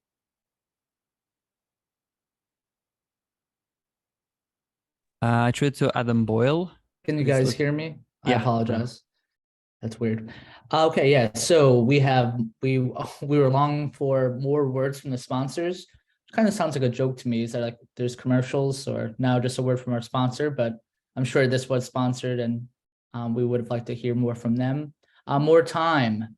Hashtag this is only skimming the top of the iceberg, smiley face. We definitely could have used more time. Bio pages on participants. I wrote this one. You guys all seem incredibly amazing. I want to hunt down every single one of you. Please add your bio maybe on this little comment board. Clarity around who is leading each session. That definitely could have helped. The ability to have a clear way to say that I am listening to this as a podcast while doing other things. That would be helpful. Some sort of emoji or something or status that I'm listening, but I'm also working. More Miro board sessions. Yeah, I think we could have done this all day. More sessions led by Gospel of Change. Peter, follow up, a continuation. Definitely want some continuations. And sign-up sheets for continued conversations. I think a sign-up sheet for almost every session for a continued conversation would be I'm longing for that as well. So amazing. And I will pass for what we are, what we lacked. This is a tough one. I'll give this to Griff. Thanks. Let's see. So liberating structures. Let me get into the Miro board actually though. We lack time zone clarity, definitely on the board. It was hard to know what time everything was supposed to start. We also lacked clarity in the moment as to what was happening in each breakout room. People transitioning between rooms often mistracked what was actually happening now against what was on the timetable. So somehow trying to keep the timetable up to date. A general hangout room being more of a place to continue a session. We're lacking this place to continue the conversations so we can find each other in a simple way and continue talking around all the subjects that came up. We're lacking a clear understanding of who is ready to engage and who is just listening. We're lacking engagement in the sessions. We're lacking simpler onboarding. There was a high cognitive load. We're lacking perhaps a very simple structure for the content of breakout.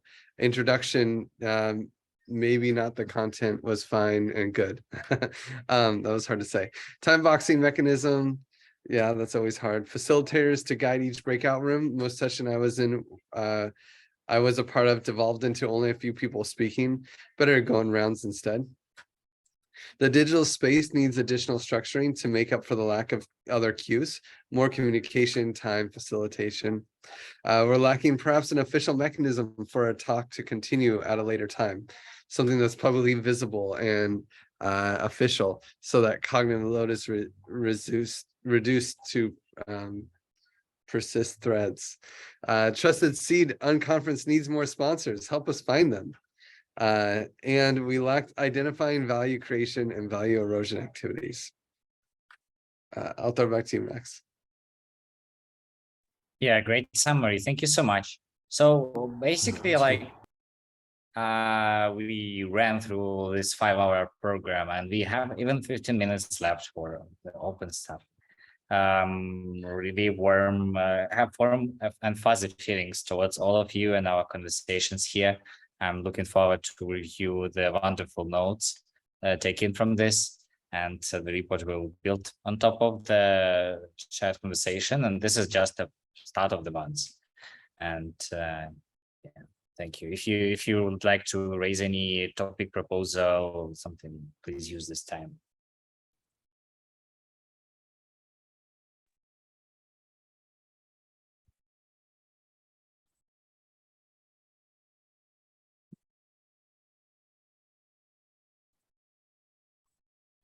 So the prompt is like, if there's sessions that people want to lead during this month of Unconference, is that the question? Well, it wasn't like a question for now. Now it's like anytime you would like to add to the months, you can talk to us and we'll add your event whenever time is comfortable for you, because our audience is global, so that's why it's like we can be anytime basically. I was just like trying to open this extra time for anybody's burning requests. Anybody wants to discuss something before we end this? Actually, it would be nice to hear in what kind of ways you see the continuation. Okay, there's one way that you can propose your programming can be added, but like because I could see that the thematic of continuation from here was actually in many talks, and then this kind of desire, there was this process, but it's like the more it ends here, the more it is just a bubble. So like, how would you see to facilitate this sort of continuation during the months that this event has? And is there other ways beyond proposing a program? Yeah, first of all, like it's even if it's a program, it shouldn't be only the event. It can be anything. It should be a continued like ritual or meditation or whatever that we can do together. It's kind of like because we gather like here representatives of different ecosystems. Each of them has some like own treasuries of practices and so on. So yeah, it's like we were focused a lot on organization of this event, and months is like in general this concept is quite new for us. So now after this opening event, and it seems to went pretty well, it seems for me, I liked it. So we are gonna just like have more events during this months. Some of them already named that just couldn't fit today. Some people would maybe text us. Some new people maybe will join. And yeah, there will be this month of festival and then another like closing session to summarize the experience till the end of the year. But then if we would like, it's not like that afterwards we won't speak or whatever. We try to really hold a vision for our work, and it's not just about the conference, it's about building the connection between right people. That would be what it is about for us, first of all. Yeah, that's true. Also, probably we need to also agree with some things regarding to one little detail about where we can continue having more in-depth conversations. So probably we will send a poll about this on our Telegram group. And actually, I'm drafting right now like some key information that you will keep in mind for this open month. And we're here for support you if you need help in organizing or just promoting these activities that we are planning to have. The first one will be the network state, which is a masterclass. The host is Dr. Quinn Dupont, and the information is already in our calendar, on our shared calendar. You will see that on the Notion on our wiki, basically. So yeah, that's just to complement what Max said.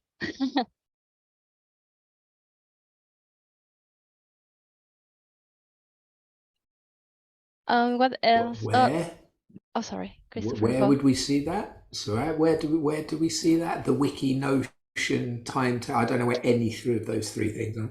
All those information is on our onboarding guide, actually. It's on the onboarding guide. Yes, if you need the link, I can drop it here again.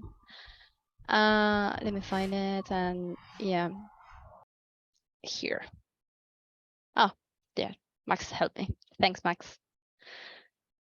What else? Well, I would like to allow Griff to say some words before closing this space. I think he's helping us a lot with this Unconference, so he deserves to talk a little bit about Common Stack, Giveth, General Magic, and yeah, why not? Sure. Go ahead. Sense. Yeah. So Common Stack, General Magic and Giveth obviously sponsored the event. And I guess it's worth saying what these projects do. I'm sure many of you heard of the Common Stack, as the Trusted Seed has evolved to the Common Stack. And the Common Stack is now actually looking for commons to support. We want to launch more commons. We launched the token engineering commons, and we're working with Grassroots Economics to support them in their token economy needs, but they're not looking to actually launch the classical commons that the TEC did. So we have an open call if anyone is is interested in working with us to launch an actual commons. It would be a paid service. We do have to pay our salaries, but if you know of a community out there that would like to launch its own microeconomy, we are right now talking to a few people about it. We can do probably 2 in the next like 6 months, and then we can continue to do more after that. So very excited about that. And of course, Giveth is always there for your needs. I hope many of you know about Giveth, but we actually make it really easy for people to raise funds in crypto. If you know of any nonprofits that just want to start collecting funds in crypto, Giveth is by far the best place to do it, because when people donate to verified projects on Giveth, they actually get subsidized with Give tokens. It's like the Web3 version of a tax deduction, except no borders, no stress, no bureaucracy. You donate to your favorite verified projects, and then you as a donor would actually get Give tokens in return. And we're just about to launch something really cool called Give Power, where you can actually support projects without donating, where you can just lock Give tokens behind your favorite projects, and then that actually makes them easier to donate to, better, because they'll be higher on the list, and other various benefits in the platform. So that's super cool. And when you stake the Give tokens behind your projects, actually earn an APR on top of it. So it's super cool. A win-win way to support public goods. And then, of course, General Magic. So many of you probably never heard of General Magic. General Magic is actually a dev team in the Impact DAO space that's for hire.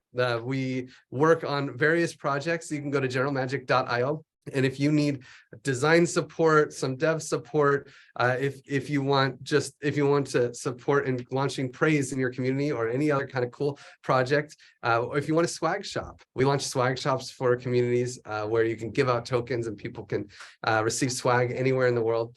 So various projects, and we're super cheap rates as far as outsourcing development goes, because it's for the Impact DAO space.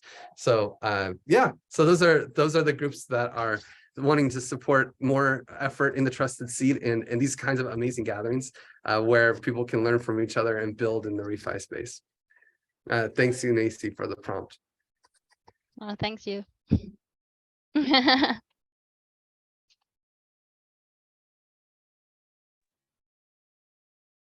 So yeah.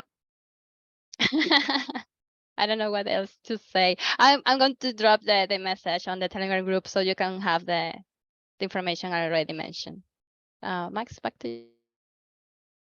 Yeah, sure. Just also, if you haven't used our Google Docs for not taking, if you did not take simply anywhere, just drop us somewhere. We will add to that. We can also add, if you've spoken about the product or a topic, you can touch your like presentation or whatever. There's please share this. And yeah, I just see that my friend connects Shad. Shad, this is like the last 4 minutes of the conference, but Shad is a sponsor for this Gigaverse. So would you like to say a few words from yourself?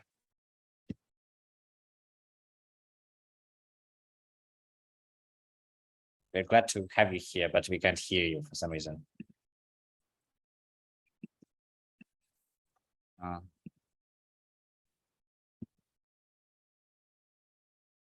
Okay. Yeah, we'll do more of these events. We'll host more of your events, more targeted for some audience. We're always here to help you be more successful and support your activities. Please reach to me, Ivy, Ini, Muffler, and yeah, it's really great to be on time. And thanks everybody. Speak to you soon. Thank you. Bye. Thank you. One. Thank you so much. Thank you for all the organizing. Yeah. Thank Nice you. meeting you all. Takuyu. You'll make it possible. Thanks. Great. Bye.